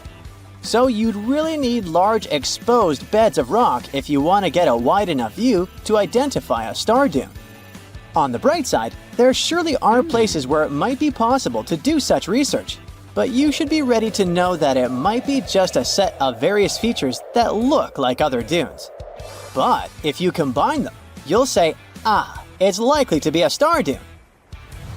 Comment below if you'd like to go on a trip in search of a star dune. Meanwhile, we'll continue our journey. You decide to have some rest and start climbing down the side of the dune. That's when you begin hearing it. Terrible, haunting sounds. Are there ghosts nearby? Worry not, you're safe. You might have heard of a phenomenon called singing sands. As you walk down some sandy slopes, you disturb the grains of sand. They rub against each other, producing friction that creates those eerie melodies. With each step, the sand beneath your feet comes alive in a ghostly choir of whistles and whispers.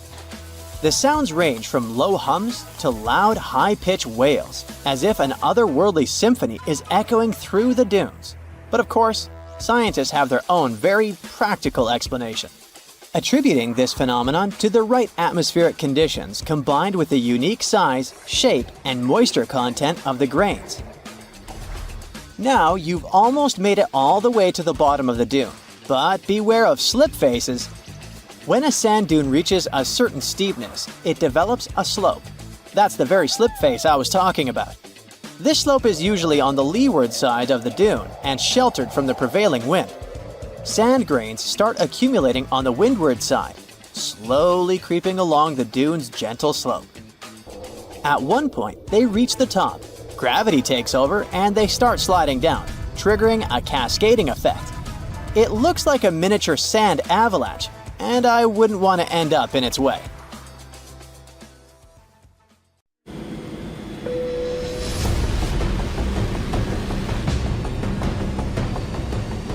A loaded Boeing 777 bound for China vanishes into thin air. An eerie monolith suddenly appears in the middle of Utah's desert, only to disappear just as mysteriously. And one of Hollywood's most famous cars, James Bond's iconic Aston Martin DB5, has been missing since 1997. But one burning question remains. How can such massive things just disappear without a trace? Buckle up, because we're about to dive into these wild mysteries and explore what might be hiding right under our noses.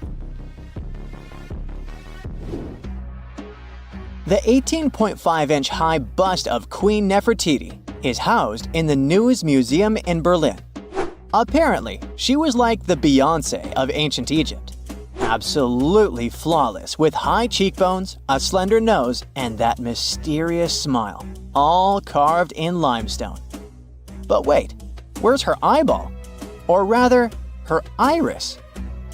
Yep, her left eye is just an empty socket staring into eternity. But take a closer look at the iris of the right eye. That, my friend, is quartz. At first, the archaeologist who found it assumed that the crystal had fallen out. So the team tried their absolute best to get it back. But they couldn't find it anywhere, which opened up space for other mysterious theories about its disappearance. Specialists thought that maybe in real life, Nefertiti had some ancient eye infection or a rare disease. But it turns out, nah. This theory probably isn't right, because other statues of her show the left eyeball. So maybe the artist got lazy and only finished one eye, or they just abandoned their studio. I mean, who doesn't feel like ditching work sometimes, saying, "I quit"? Or maybe this bust was just a demo model for official portraits, showing future sculptors how to carve the internal structure of the eye. I know it's hard to believe that this beautiful bust was just a prop for an art class. After all, it is ranked as a masterpiece of craftsmanship. But this theory has some backing. The unpainted sides of the shoulders are listed as the second clue that this bust was meant to be a model. But was it really? Well, nobody can prove it. All we know is that when the bust was found, the eye was already missing, as if it never even had one. So the mystery is still very much alive. From one ancient queen to another, but more modern. Yep, I guess we can say that. I'm talking about Queen Victoria. More precisely, about her missing parliamentary mace, a symbol of authority that's been lost since 1891. Here's the scoop. The 5-foot-long staff, made of silver and topped with a thin overlay of gold, was securely locked away after a late-night assembly. But by the afternoon, it had vanished without a trace. The prime suspect was Thomas Jeffrey, an engineer who was seen leaving the Parliament House with a large, noisy package.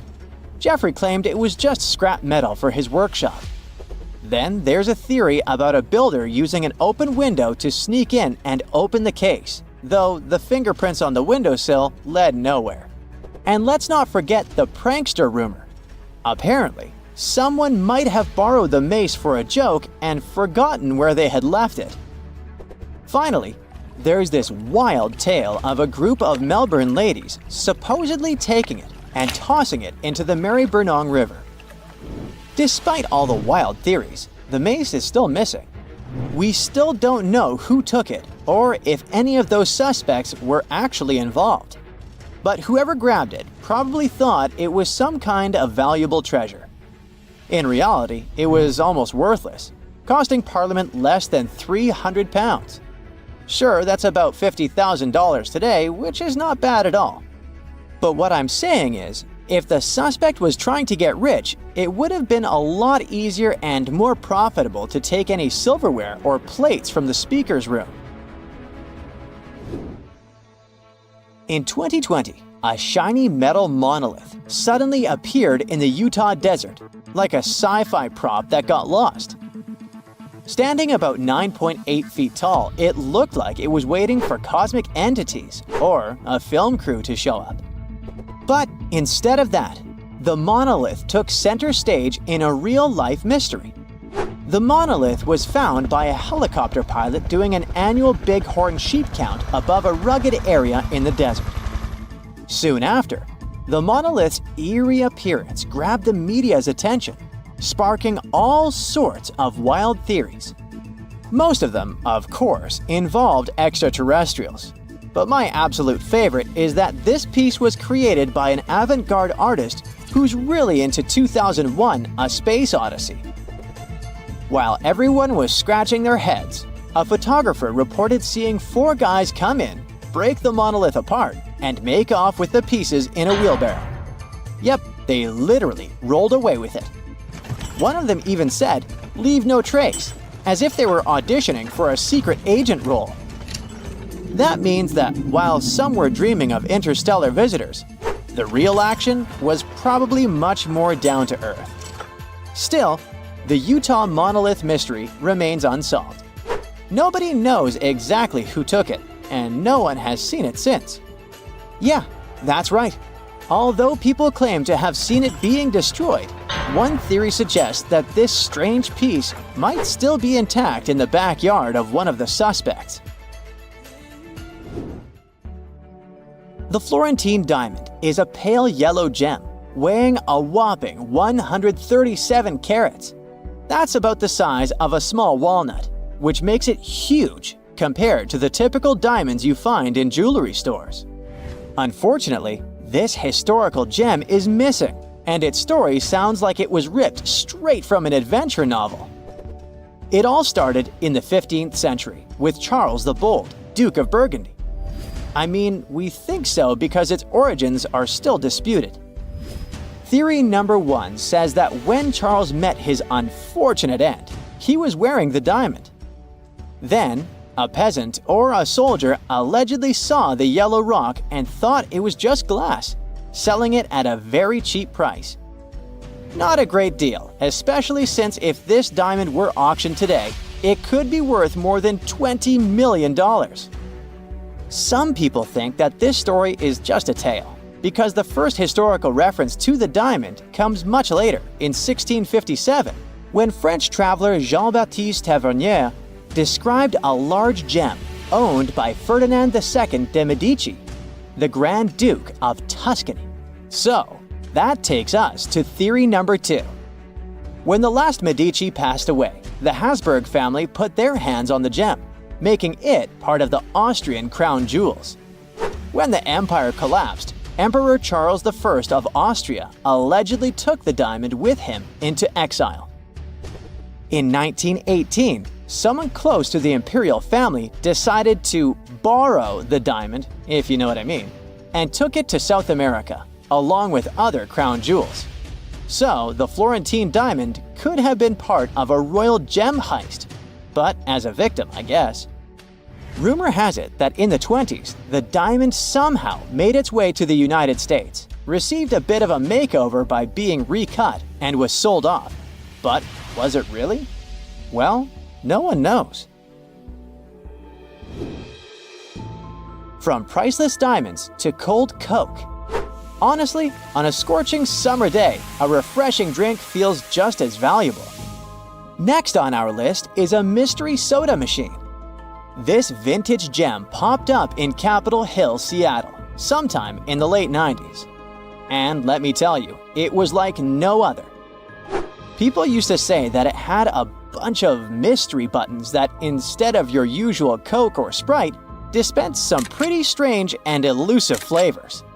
Imagine the fun of pressing a button and wondering if you'd get ginger ale, grape soda, or something bizarrely new.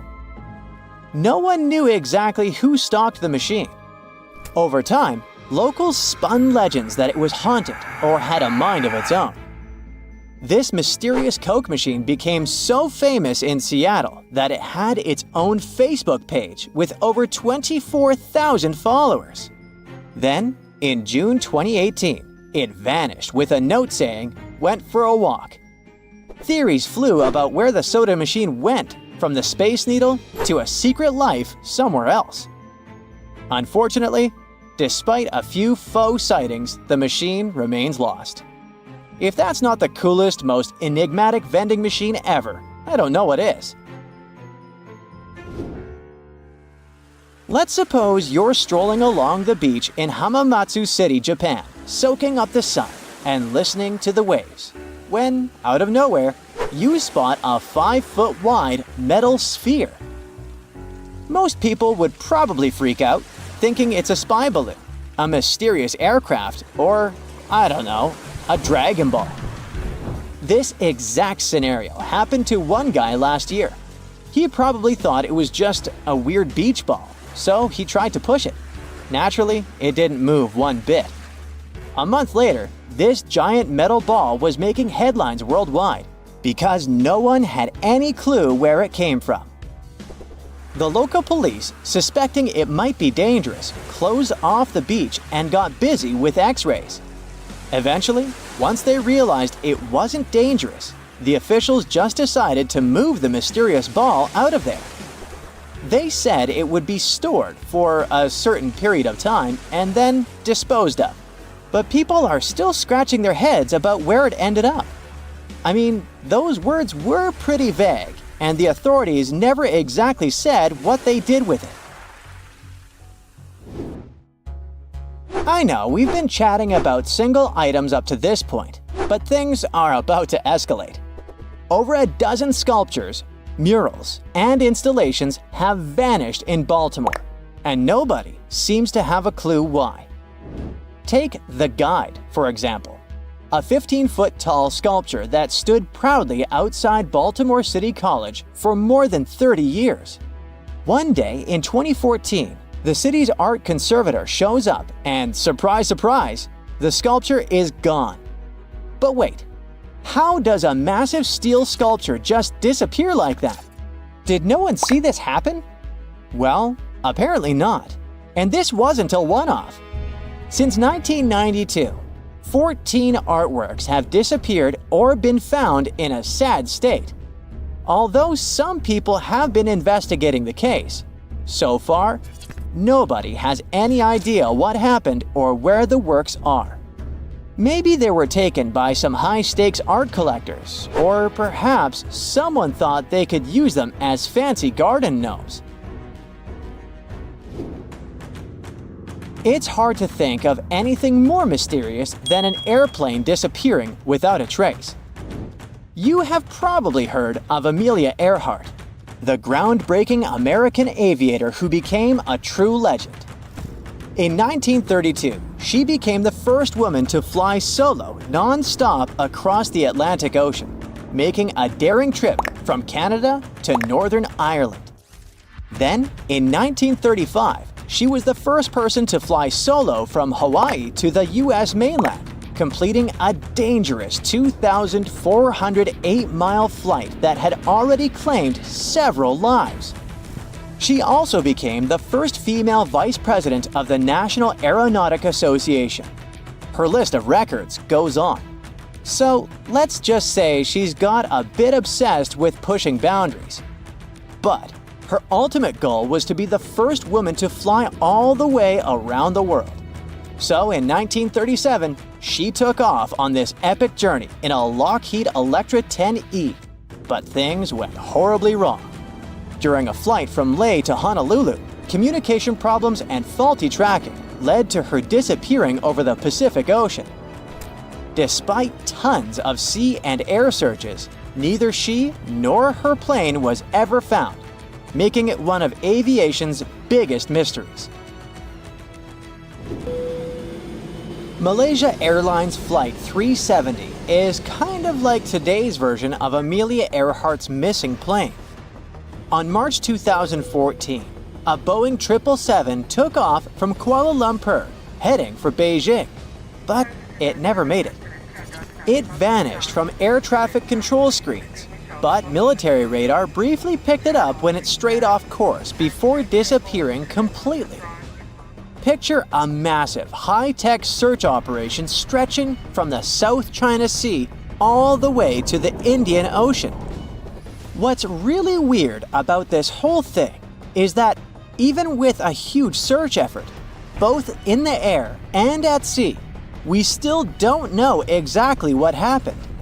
Theories range from the pilot intentionally crashing the plane and mechanical failure to an elaborate hijacking, but nothing concrete has turned up. The only thing we know is that the last confirmed signals from the plane pointed to a remote part of the Indian Ocean, and that's pretty much it. The next mode of transportation on our list became legendary thanks to the movies. There it is. It's James Bond's iconic Aston Martin DB5 from Goldfinger. This wasn't just any car. It was a superstar, complete with a hidden telephone, an ejector seat, tire shredders. It had more tricks up its sleeve than Bond himself. But on June 18, 1997, this famous DB5 vanished from a hangar in Florida. That's right, it just disappeared like a magic trick gone wrong. At that time, the car was owned by businessman and car collector Anthony Pugliese III and was worth a whopping $7 to $10 million.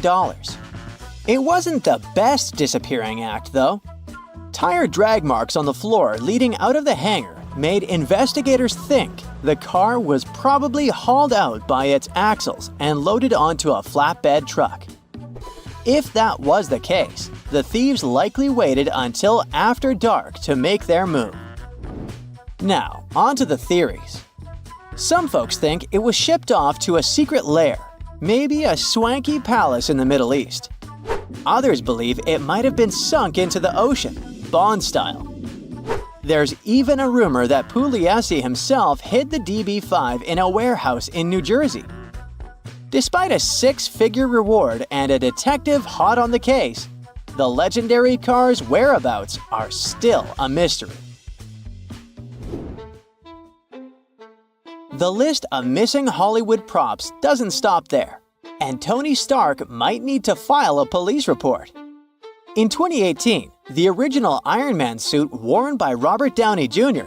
simply vanished from a warehouse in Los Angeles. That iconic red and gold suit from the 2008 Iron Man film, valued at $325,000, just poof, disappeared. You'd think if someone took it for the money, they'd grab more stuff from the prop storage, right? Come on, that place was full of objects from Hollywood. But nope, the suit was the only thing that disappeared. With no suspects in sight and no other items reported missing, this possible heist feels like it could have been pulled off by Thanos himself. You know, if he wasn't, well, fictional.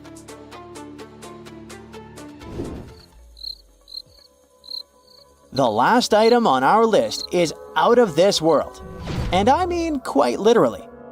Back in the 70s, after Apollo 17, astronauts Eugene Cernan and Harrison Schmitt picked up a moon rock and decided to share a piece with the world. I mean, why not, right? So authorities chopped up the rock. Actually, there were 3 different sources and sent 270 pieces as gifts to different nations around the globe. Fast forward to today, and over half of these Goodwill moon rocks have vanished. Some of them simply disappeared, while others just got tossed in the trash. As strange as it might sound, Ireland's moon rock ended up in Dublin's garbage dump after a fire at an observatory. Joseph Guttheins, a former NASA agent who became a moon rock detective, has been on a quest to recover those cosmic gifts. He even offered $10,000 for Malta's missing moon rock, but it still hasn't been found. Apparently, the moon rocks are like celestial treasures. So, if you've got a rogue moon rock hanging around, you might want to check if it's on Guttheins' radar. Hey, I have an invitation for you. Pack your bags and let's head down to the world's most visited city, Paris. The city of love, the city of blinding lights, or whatever you want to call it. Our goal is to uncover as many secrets as possible regarding the world-famous Musée du Louvre. Are you up for it? Grab your travel book and bon voyage! The Louvre makes a big impression if you're visiting it for the first time. The traditional French Renaissance architecture is mixed with some modern elements, like the Louvre Pyramid. And that's our first stop today. To get inside the museum, you can go through the huge glass pyramid sitting right there in the Louvre's courtyard. If you're wondering what's the deal with this pyramid, let's stop here for a few minutes and learn some more about it. The Louvre Pyramid hasn't been here since the beginning. After all, the Louvre's main building, aka the Louvre Palace, dates back to 1190. But before it looked like what you see today, this place was a castle, full of moats and dungeons. And not dragons, because those aren't real, unfortunately. Anyways, the palace was commissioned by French King Philip II. Oh, and you can check out some of the medieval Louvre in the museum's basement. The Louvre only became a museum quite recently, historically speaking. In 1793, after the French Revolution, the nation decided that this building would be used to display France's prized collection of art. It wasn't until the 1980s that the idea of the glass pyramid came along. Then President François Mitterrand issued a big renovation of the Louvre. The project was called Grand Louvre, and it included the construction of a new entrance for visitors. By the 80s, the museum had already been receiving millions of visitors per year, and the entrance would often get crowded. And that's when foreign architect Io Ming Pei comes along. Mitterrand hired Pei to build an entrance that would connect the museum's 3 pavilions. And if you ask me, I'd say he did a pretty good job. We're talking about 200 tons of glass and iron. Not to mention that this glass, the so-called diamond glass, was specially designed to be completely transparent, without any green or blue tint to it. Pei wanted visitors to have a clear view of the main buildings without the glass interfering with it. It took 2 years just to get the glass color right. It also took a while before Pei decided he was going to build a pyramid. He experimented with designing a cube and even a hemisphere. But since the original building doesn't have any curves, this would make the courtyard piece too out of context. So he decided to build a pyramid instead, inspired by the ones in Egypt. After all, the Louvre holds an immense collection of ancient Egyptian artifacts, so that kind of makes sense. Just a wild guess here. The thing is, the French are pretty critical, and once the Louvre pyramid was finished in 1988, it became the center of a very heated debate. Public opinion was unsettled by such a modern construction. Today, people take all kinds of weird selfies with the pyramid, but back then, locals were saying that the modern architecture had nothing to do with the Louvre's Renaissance style, or even the history of the building. Some even said that the pyramid wasn't French enough. Yikes! Standing in line to get inside the Louvre, you can't help but wonder, how do people clean this huge glass pyramid? We're talking glass slopes, so this sure isn't an easy feat. In the beginning, the museum administration apparently hired mountaineers to climb it and clean it. And some still do this job nowadays when the robot built for this task can't clean all the dirty spots off the glass. I'm not joking. The Louvre Pyramid is cleaned by a robot. You know what they say, the future is here. Once you're down the escalators, you'll notice that this awesome pyramid you were taking pictures with upstairs has an inverted face to it downstairs. It serves as a skylight to the Carrousel du Louvre, which is like an underground shopping mall or the museum's main lobby. Hey, look, there's an Apple store, except that the French people pronounce it Apple. You'll have the option to choose from 3 different wings of the museum, the Richelieu, Sully, or Denon. I say we begin with Denon. You'll understand why in a bit. Did you know that the Louvre exhibits around 35,000 pieces of art? That's why it's virtually impossible to visit everything in one day. If you're an art lover, you'll have to come back here for more visits. But to see all the pieces of art spending around 30 seconds on each, you'd have to visit the Louvre over 100 times. And that's not counting restroom and lunch breaks. You get the picture, right? The museum is huge. That's why it takes about a 10-minute walk to get from the lobby entrance to the Louvre's most famous painting, the Mona Lisa. But since you're here early, you managed to take good pictures of this Da Vinci masterpiece. A little known fact, the Mona Lisa was once stolen from the Louvre. It was once stolen at night by a man called Vincenzo Peruggia. He was an employee of the museum, and investigators think he slept inside the Louvre to perform what is known as the greatest art theft of the 20th century. Apparently, the next morning, Vincenzo simply walked out of the museum with the Mona Lisa hidden among his belongings. The Mona Lisa was gone for almost 2 years until the painting was recovered in Italy. Who knows, maybe she enjoyed the trip back to her homeland. If you're an art history buff, you might know that the Mona Lisa has lots of theories revolving around it. The painting is shrouded in mystery, that's a fact. A strong case has been made that the Mona Lisa could be a self-portrait of Da Vinci himself. Historians have compared Da Vinci's face and that of the Mona Lisa, and guess what? They appear to be strikingly similar. Also, a 2010 study done by Italy's Committee for Cultural Heritage found that there is a collection of symbols hidden in the painting. These are only visible through highly technological magnifying lenses, but they showed that Leonardo inscribed an LV inside Mona Lisa's right eye. Experts guess that this is Da Vinci's signature, but the other symbols, a CE in the left eye and a 72 in the arch of the background bridge, are still a mystery. But enough about La Gioconda. We want to get to the Soli wing of the museum. Along the way, you'll see some people sitting in front of paintings with a drawing book or even a canvas. Is that allowed? Yep, this is a very interesting feature of the Musée du Louvre. The museum houses an art school called École du Louvre. The students of this school, as well as other Parisian institutions, can get permits to sit in front of paintings and copy them. This way, promising young artists can learn directly from the source. They copy the works of Renoir, Monet, and Poussin, trying to figure out the techniques these painters used. Can I sign up for this, please? To finish your tour, you're visiting the ancient moat we talked about earlier in this video. You know, the one that was part of the original Louvre when it was still a castle. Thanks to the archaeological excavations that happened in the 1980s, this part was uncovered and has been open for visitation since 2016.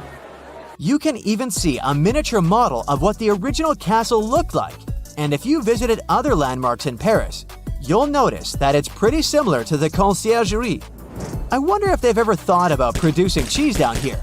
It seems like the perfect place. Oh well, I hope you enjoyed learning some secrets of the world's most famous museum. See you next time! There's something really bizarre going on at these 12 points scattered across the Earth. The vile vortices, as they're called, are these creepy spots over the Tropic of Cancer, the Tropic of Capricorn, and the North and South Poles, where weird forces seem to take over. You've probably heard of the most famous one, the Bermuda Triangle. It's believed that more than 50 ships and 20 airplanes have mysteriously disappeared in this area, which is located between Florida, Bermuda, and Puerto Rico. But what most people don't realize is that the Bermuda Triangle actually has 11 siblings, and these other spots can be even more terrifying. Let's start with Mohenjo-Daro. This was a thriving city located in what is now Pakistan. Built around 2500 before the Common Era, this urban center was once home to about 40,000 people. But then, suddenly, people abandoned it by the year 1700 before the Common Era. In the 1940s, an archaeologist discovered 39 human skeletons at the site, which fueled the theory that the city was invaded by some other civilization at some point. But honestly, it's hard to confirm that, since archaeology doesn't really explain the city's sudden destruction or the disappearance of its people. It's led to a bunch of bizarre theories.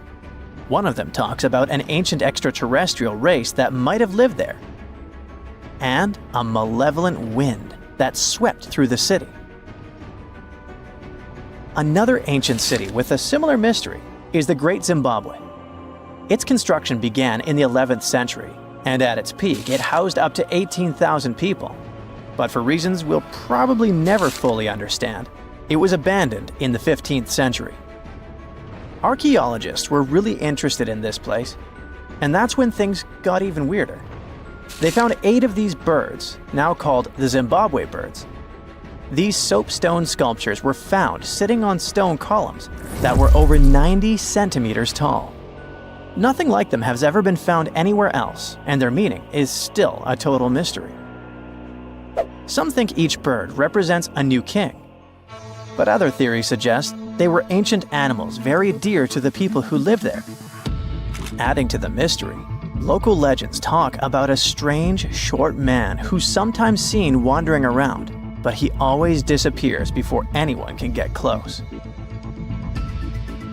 Then there's Easter Island, another one of the 12 vile vortices. It's located in the eastern Pacific Ocean, and it's famous for its nearly 1,000 enormous statues called moai. We still don't know what they mean, or how they were made. Some of them are almost 30 feet tall and weigh as much as 80 tons.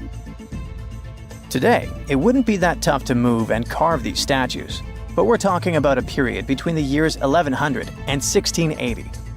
So nobody really knows how they did it. Some specialists believe these statues were carried across the island, while others think they were pushed on log rollers. But the most bizarre theories suggest extraterrestrials were involved. Algeria is another land rich in ancient mysteries. And one of the most fascinating is something called the Djedars. These are 13 monuments with square stone bases and angular mounds, built between the 4th and 7th centuries. But the weird part is, no one knows their purpose.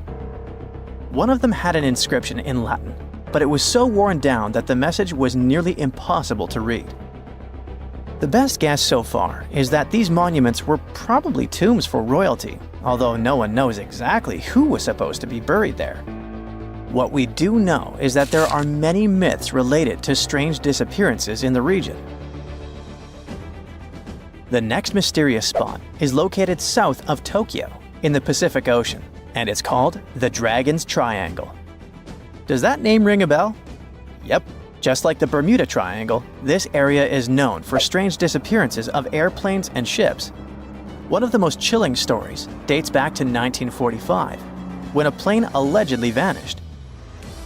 The pilot supposedly sent a radio transmission right before the aircraft disappeared, claiming that something strange was happening in the sky, like it was opening up or something. While this story is definitely eerie, the truth behind it and many other Dragon's Triangle legends is still up for debate. If you type Hamakulia volcano into Google Earth, you'll find it located in Hawaii's Ring of Fire. But this place is so shrouded in mystery that it's hard to find much information about it.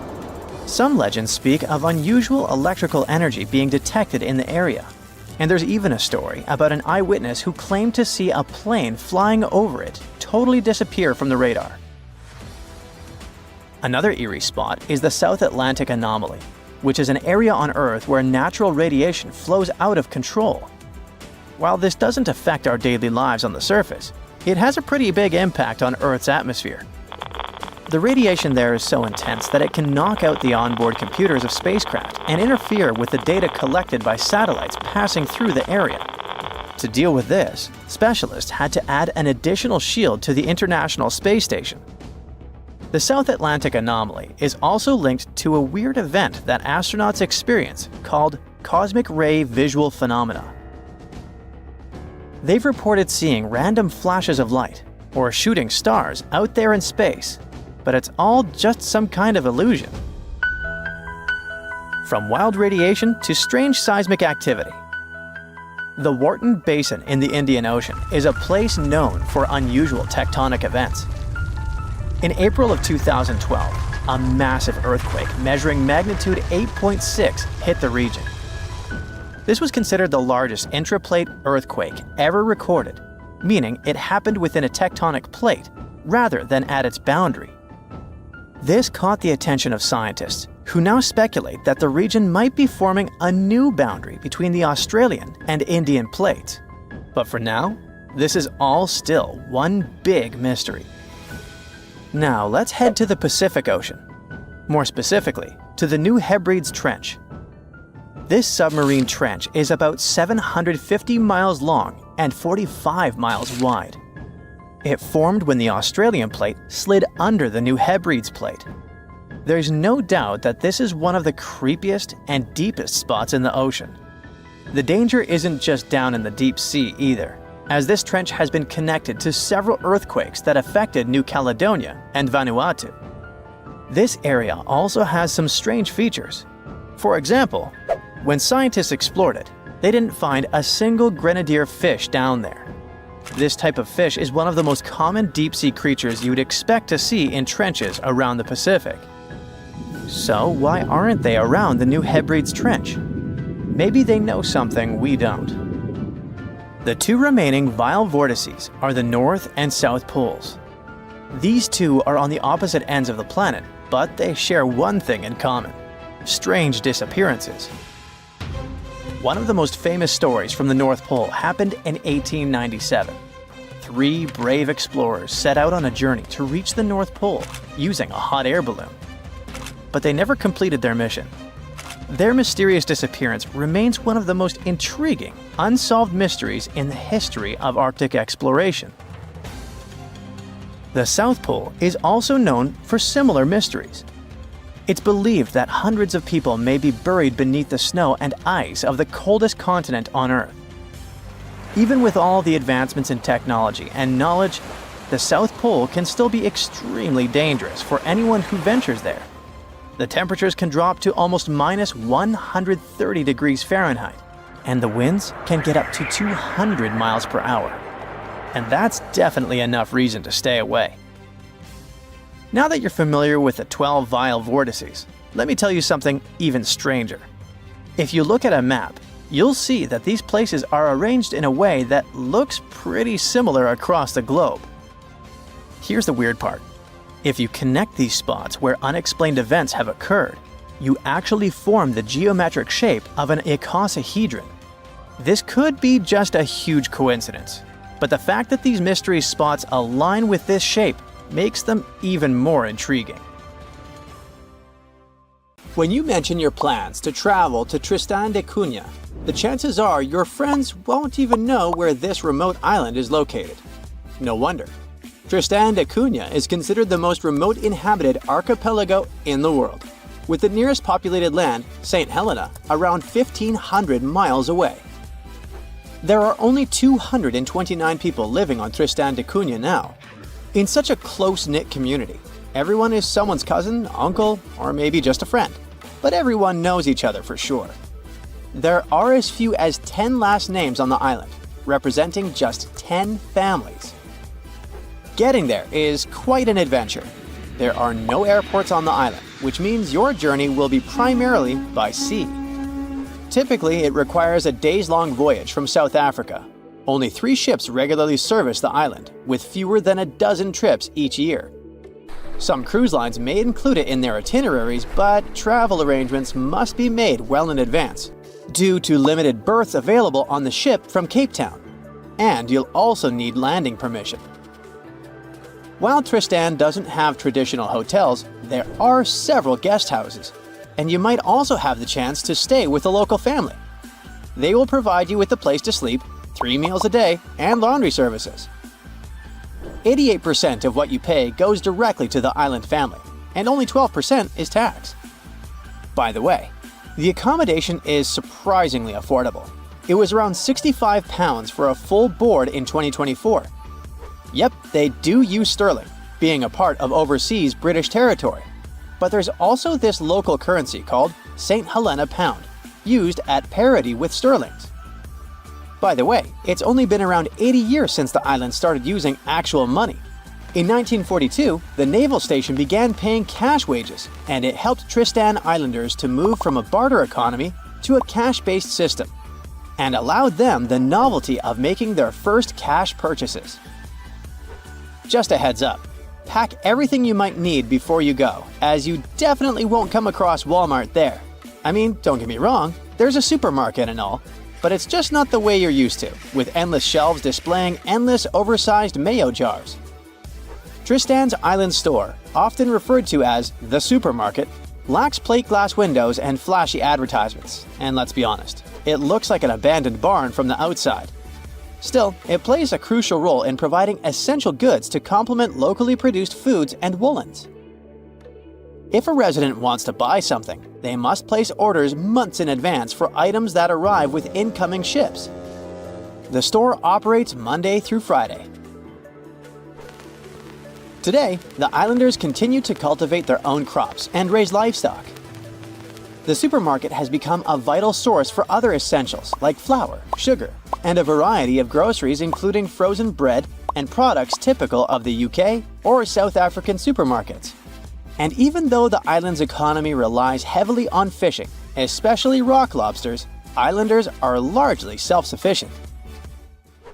Let's move to another destination that's super hard to reach, but this time it's a level up in difficulty. I'm talking about the notorious Hypoxia City, the place with the smallest amount of oxygen on the planet. Sure thing, it's a nickname. The real name is La Rinconada. This place is located in Peru. Getting there means climbing over 16,000 feet up into the mountains. And what did you expect from the highest city on Earth? Despite its hard-to-reach location, it houses way more people than Tristan da Cunha, between 30,000 and 50,000. And while the island in the middle of nowhere looks idyllic, the Peruvian city of La Rinconada has very different looks. The urban layout features predominantly low-rise residences, where essential services are limited. La Rinconada is without a reliable supply of running water and lacks a sewage system. The community does not have a waste collection service, which forces residents to either burn or bury their garbage. Moreover, up until the early 2000s, La Rinconada did not have access to electricity. Most things, including the most essential foods, must be brought here from outside. Despite originally being a miner city, right now it has a wider range of activities to make your living. Some people are busy with trading, food, clothes, you name it. Others provide services, and some people even open public restrooms. Architectural-wise, La Rinconada has very little to offer. The pattern is quite predictable. Huts made from corrugated metal that are unstable and rusting. The choice of materials is dictated by practicality. These metal sheets are the lightest and easiest for miners to transport to the glacier. Unfortunately, the homes lack proper insulation, leaving residents shivering in the cold even though they have access to wool from local sheep, which is an excellent insulator. Sturdier rock homes exist but are rare, typically inhabited by wealthier miners. While the architecture might not be particularly captivating, the vistas certainly are. In nearly every spot in La Rinconada, a glance upward reveals La Bella Durmiente, or Sleeping Beauty, a massive glacier towering over the town. Getting to La Rinconada is very hard. First, you'll need to fly into Alejandro Velasco Astete International Airport in Cusco, Peru. Once you're in Cusco, you can catch a train or a bus to Puno, which is right by Lake Titicaca. Here's where it gets a bit tricky. The only way to really get up to La Rinconada is by hitchhiking or finding a ride into the mountains. There might be some buses, but they don't run on a set schedule.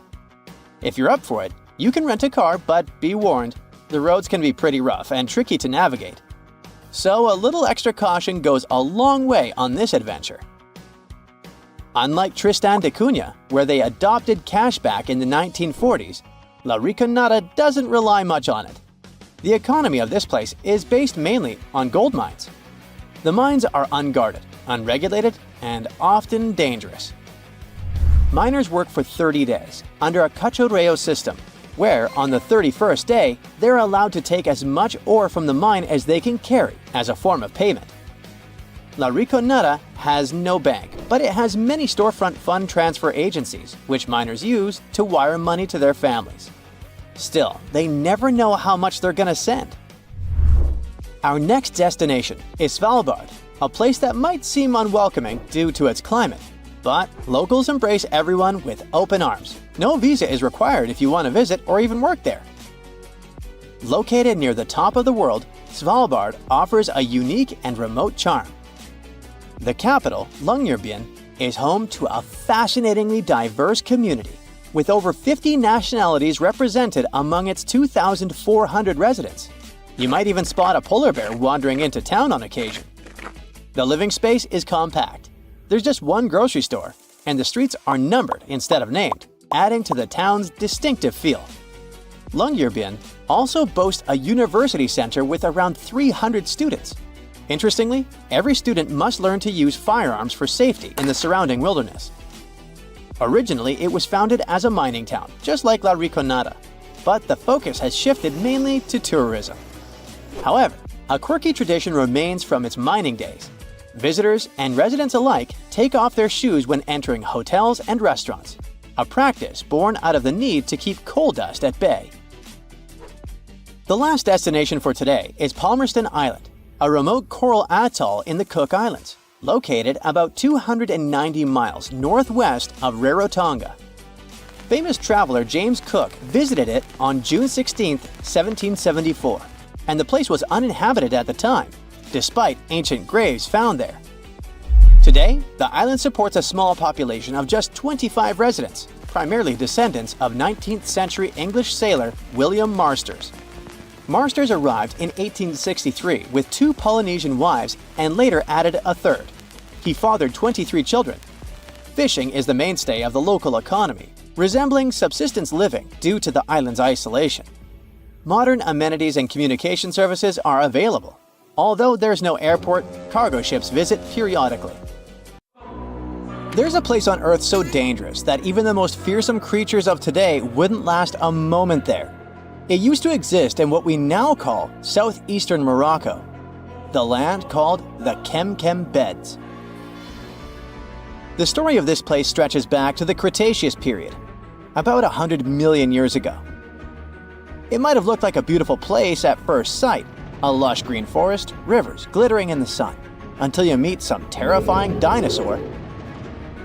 The lions or sharks of today are nothing compared to what the fossils show us. The Kemkem Beds were dominated by terrifying predators, and above them all, 3 of the largest predatory dinosaurs ever discovered. For example, Spinosaurus. This dinosaur was unlike anything you can imagine. A half reptile, half monster standing over 50 feet tall, bigger than a T-Rex. This hybrid with a crocodile-like snout and a sail on its back hunted the forests. But this dino could dive into the rivers, so not even waters were safe from it. It could catch huge fish, as if plucking them from the shallows. There was also Carcharodontosaurus, a carnivore with the name that literally means shark-toothed lizard. Its razor-sharp teeth could slice through flesh with terrifying ease. This monster stood almost as tall as a house and was faster, stronger, and more aggressive than nearly anything that had ever walked the earth. There was also Deltadromedus, a raptor-like dinosaur built for speed. It was a quick-moving ninja that stalked its prey with horrifying precision. Oh, and the skies were a fun place too, with all these pterosaur creatures flying around. These guys are often mistaken for flying dinosaurs, but they were actually a different kind, more like close cousins of dinosaurs. These majestic reptiles soared above the Kemkem Beds and had wingspans that could stretch up to 30 feet. The fingers were feathery, with a 4th finger kinda like bats. They could glide through the air so easily thanks to their super light skeleton. But it wasn't just the dinosaurs that made the Kemkem Beds so horrifying. The waters also hid their own dark secrets. They were home to giant, terrifying fish and crocodile-like creatures. Their jaws were strong enough to crush bone, and they were lurking beneath the surface, waiting for anything unlucky enough to stumble into their path. One of the river creatures was Sarcosuchus, also called the Super Croc. Being about 40 feet long, it could easily swallow an adult human. Or better yet, it could take on a full-grown dinosaur and win. Its jaws snapped with unimaginable force, and no creature, not even Spinosaurus, was safe from it. Coelacanths could also hang out in the rivers. It was a monstrous predator that could easily swallow a huge fish whole. They had these creepy, icky fins that moved in a way similar to how human arms and legs move. And they could also kind of raise their heads like humans because of a special joint in their skull. Ew. Fun fact, we thought these monsters had gone extinct 60 million years ago, together with dinosaurs. But recently, we rediscovered them living and thriving in the Indian Ocean. Turns out they were just hiding in the deep waters. They probably didn't even notice the dinosaur asteroid or humans at all. Yay? Don't worry, over millions of years, they became basically harmless. They got 4 to 5 times smaller, even though they still weigh about 200 pounds. Just imagine what they were like back in the day. Kemkem waters were also home to giant lungfish and other creepy aquatic creatures. So you couldn't even drink or take a swim safely without getting bitten by something. Whew, what a place. Even turtles there were the size of cars. Imagine trying to survive in a world where creatures like this are literally everywhere. And I mean everywhere. This place was unique not because huge beasts lived there, but because of the sheer number of predators. You might think, it shouldn't be that easy for all these predators to hang out in one place, right? And you're right. Seems like prey was scarce there. That's even more chilling. All the predators just wandered around, hunting whatever meager life remained. And if there's none, then fighting each other. For years, scientists have wondered, why it was the case. Maybe that's just how life was back then, and all corners of Earth were crazy like that.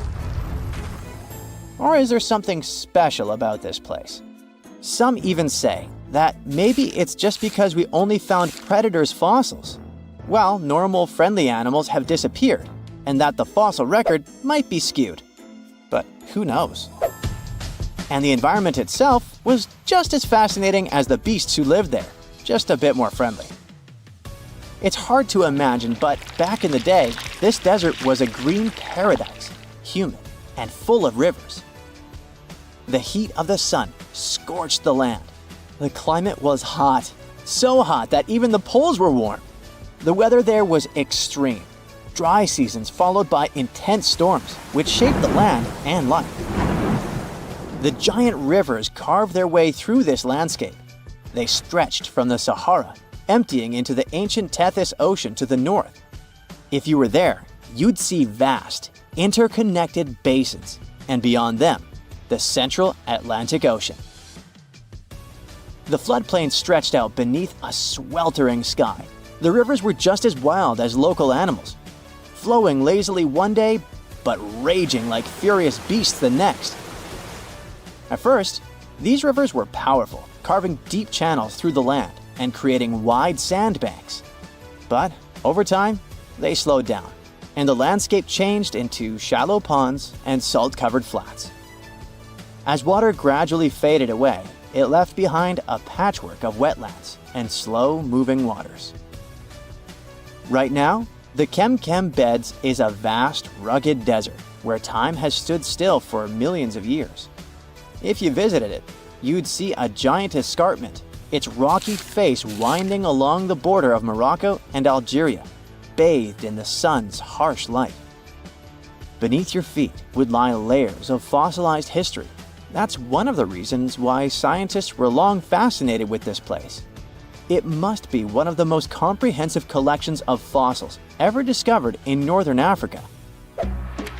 There are fossils from other parts of Africa, of course, like Egypt's Bahariya Formation. But they don't tell us much about life during this time, not like Kem. That's all because those rivers we mentioned in hotter and drier places, they've eroded or still remain buried under the sand. The first discoveries from Kem began in the late 1940s. A scientist named Schubert uncovered bony fish fossils among the escarpment near the Morocco-Algeria border. Just a few years later, a paleontologist, René Lavoca, took things to the next level. Traveling by camelback, he scoured the desert landscape and uncovered a real treasure trove of fossils. He found the partial skeleton of a massive herbivore dinosaur. Finally, at least one peaceful creature in the Kem Beds. This long-necked giant roamed the ancient river valleys and ate leaves like a good boy. For the next several decades, scientists only did small-scale fossil hunting expeditions to this place. There were modest discoveries made here and there. Then, in the 1970s, German paleontologist Helmut Alberti led his team to the Kem Beds, and that's when things took a wild turn. They uncovered fossils of prehistoric fish, crocodiles, dinosaurs, and pieces of the infamous Spinosaurus. Imagine being one of the scientists on that team. They were probably jumping from excitement. By the mid-1990s, the fossil game changed dramatically. Incredible new species were identified from the Kem Beds. Over the years, the discovery pace has only accelerated. Paleontologists, armed with new tools and techniques, have uncovered more fossils than ever before, and there's only more to come. Thousands of years ago, a huge meteor weighing 2 million tons crashed into Earth at a speed of around 56,000 miles per hour. Sounds like a big deal, and it was. It actually created Lonar Lake in Maharashtra. When you see it from above, it might look like any other lake, but the sand there is magnetic, and it makes compasses go haywire. First off, it's a soda lake. Nah, it's not filled with Coke. It's just another name for an alkaline lake. The pH levels there vary from 9 to 12, whereas humans enjoy ranges from 6.5 to 8.5. so it's not really advisable to bathe there, not to mention to drink such water. There's a little round dip, about 2,300 feet away from the main lake, which folks think was made by a piece of the main meteor. Near this lake, there is a Hanuman temple that has an idol carved from rock, and it's said to have some pretty strong magnetic vibes. Also, local farmers are draining water from Ambar Lake. Sometimes people refer to this lake as Chota Lonar, which means Little Lonar. This nearly perfect oval is one of only 2 natural craters in the world made entirely from basalt, a dark, finely textured volcanic rock. The water there is 7 times saltier than ocean water, and sometimes the lake can turn pink due to particular bacteria. Whenever you open up a tap to fill a glass of water, water goes from top to bottom because gravity, duh. It's hard to imagine it acting the other way around, but turns out there are many waterfalls that can defy gravity and go in the opposite direction. That's called a reverse waterfall, and it happens when super strong winds whip through a waterfall, pushing the water back up. It's especially common for those windy fall and winter months.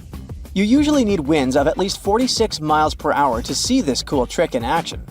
It's actually not as rare as one may think, and you can find these wild reverse waterfalls all over the globe, from Australia to India, Japan, the UK, and the US.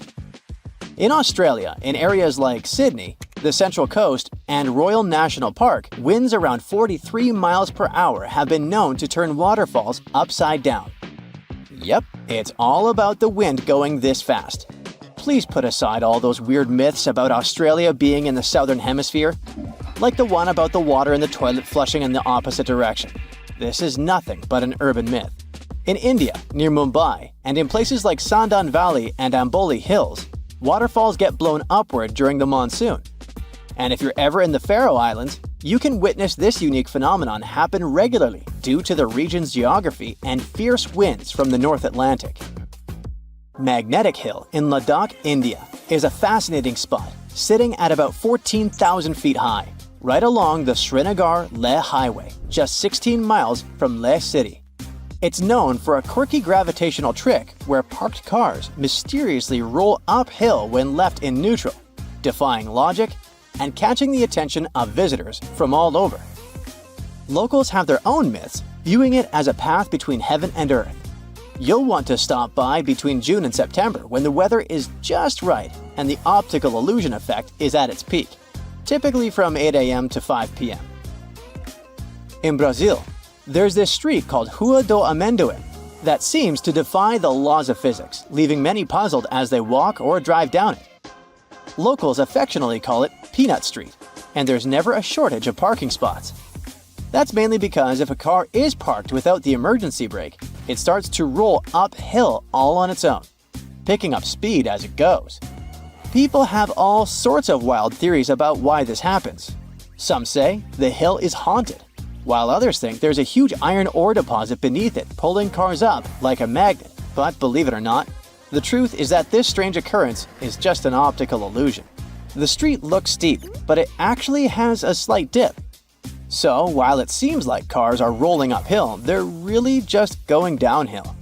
Still, that hasn't stopped folks from filming countless videos of this quirky sight.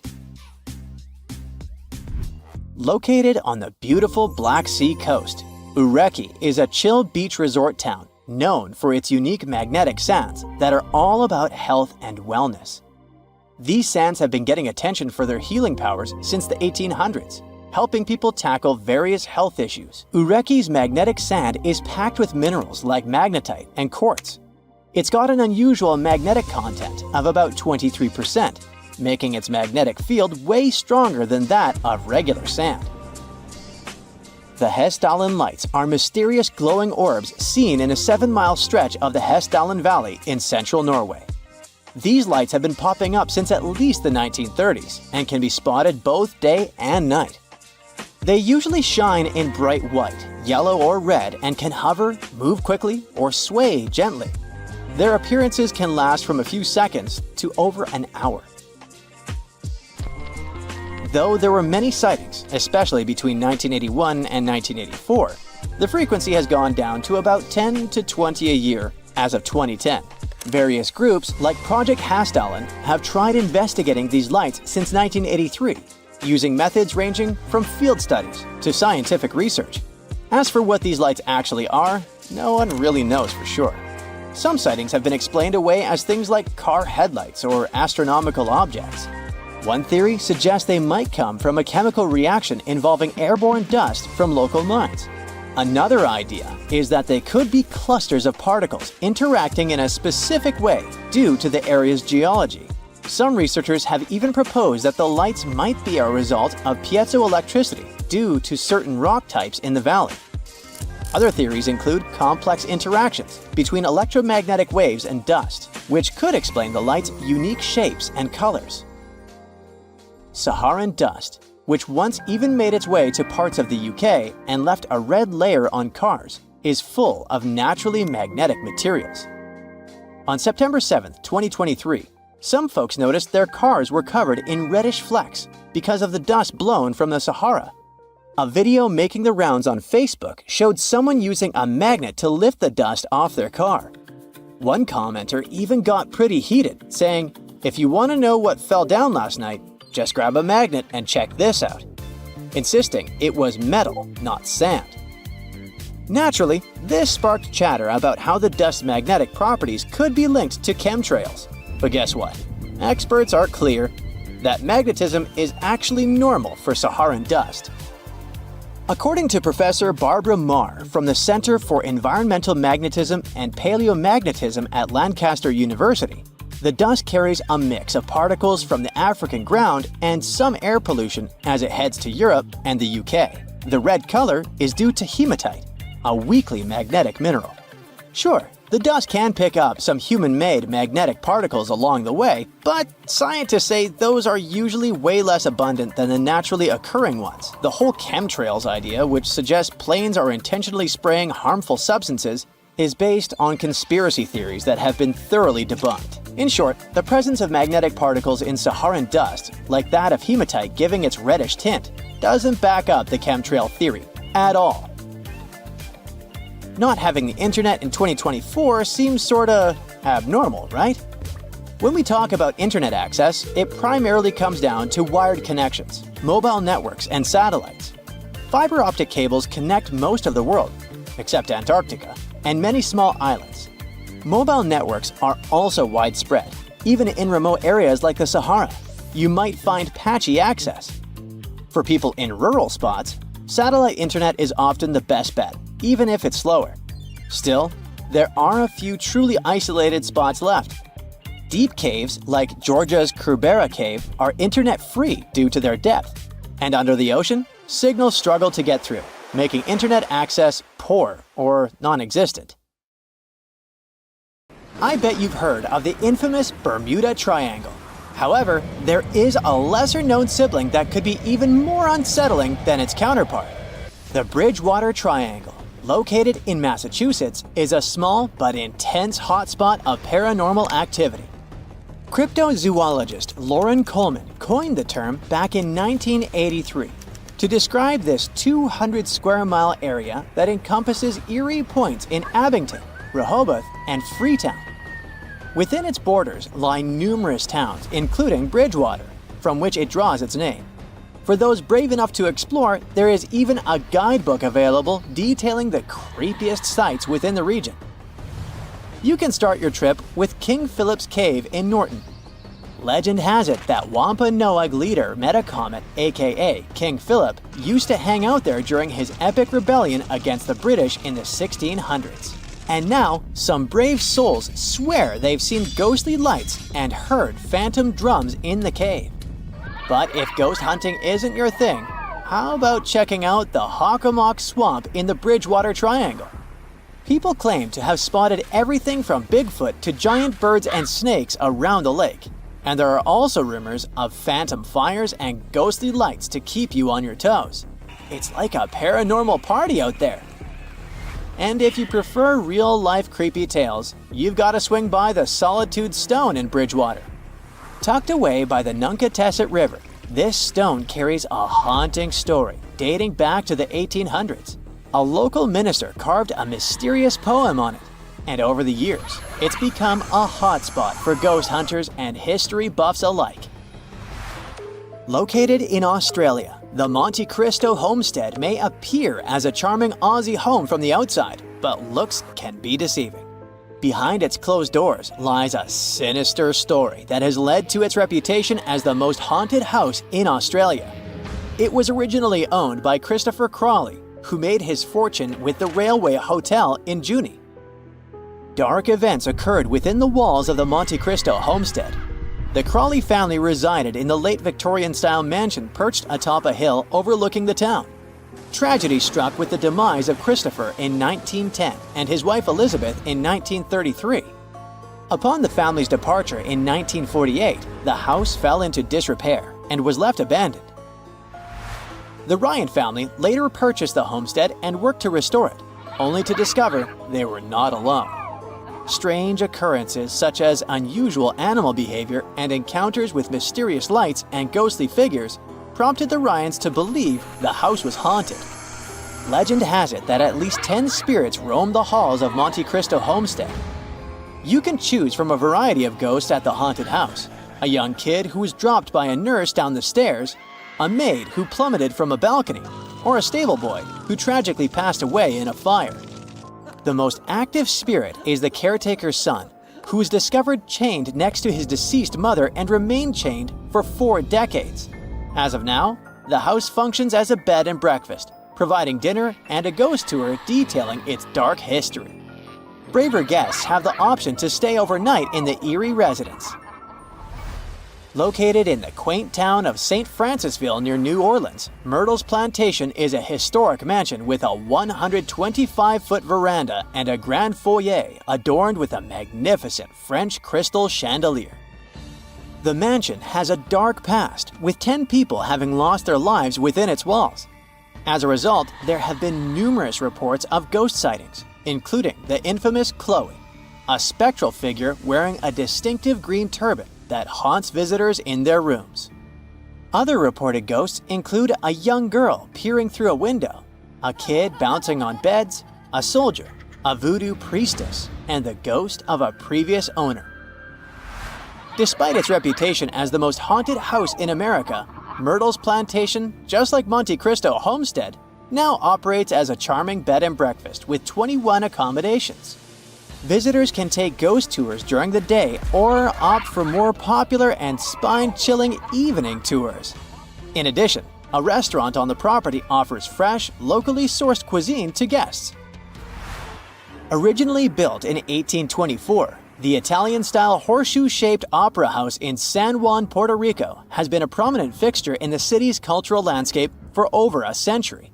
Despite rumors of paranormal occurrences, Teatro Tapia is a must-see due to its distinctive architectural beauty. According to local legend, the theater is haunted by 2 ghostly figures.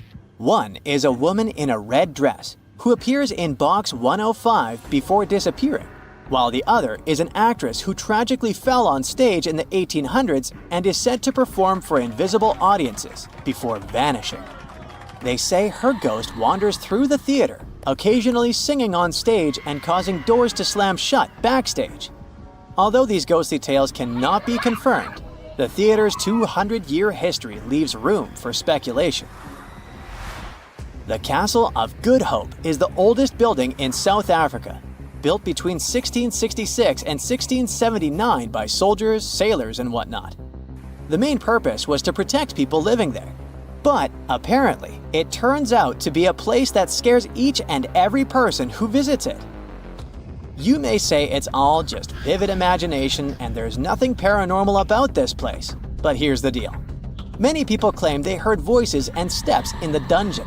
Plus, the bell in the bell tower is said to ring sometimes. But it's not really possible for the bell to ring as the tower was bricked some centuries ago. There's a legend, though, that explains the eerie ringing. They say a soldier settled scores with life there, and it must be his ghost ringing. But wait, it gets even spookier. There's a ghostly black dog that likes to scare people, a tall glowing man who jumps off walls, and even a lady from the 18th century who still plays host to important guests. Today, the castle is a military museum and a spot for traditional ceremonies. The place is full of untold secrets waiting to be uncovered. Known as the Giant of Loire Valley, this French castle is seriously impressive. It has 7 floors, 204 rooms, loads of portrait galleries, and even its own opera house that fits 200 people. Originally built as a fortress back in the 11th century, it even got royal visits. But here's where things get really interesting. Apparently, the place is haunted by the Green Lady, aka La Dame Verte. She's said to be the love child of King Charles VII, and her story ended tragically in the 15th century when her husband did her in for cheating. People claim they've seen her ghostly figure in the chapel tower, decked out in her signature green dress with creepy, hollow eyes and a missing nose. Some even say they've heard her wailing throughout the castle. Now, this castle has been turned into a swanky hotel that throws cool events like markets. But if you're brave enough to spend a night there, the rooms there are lush.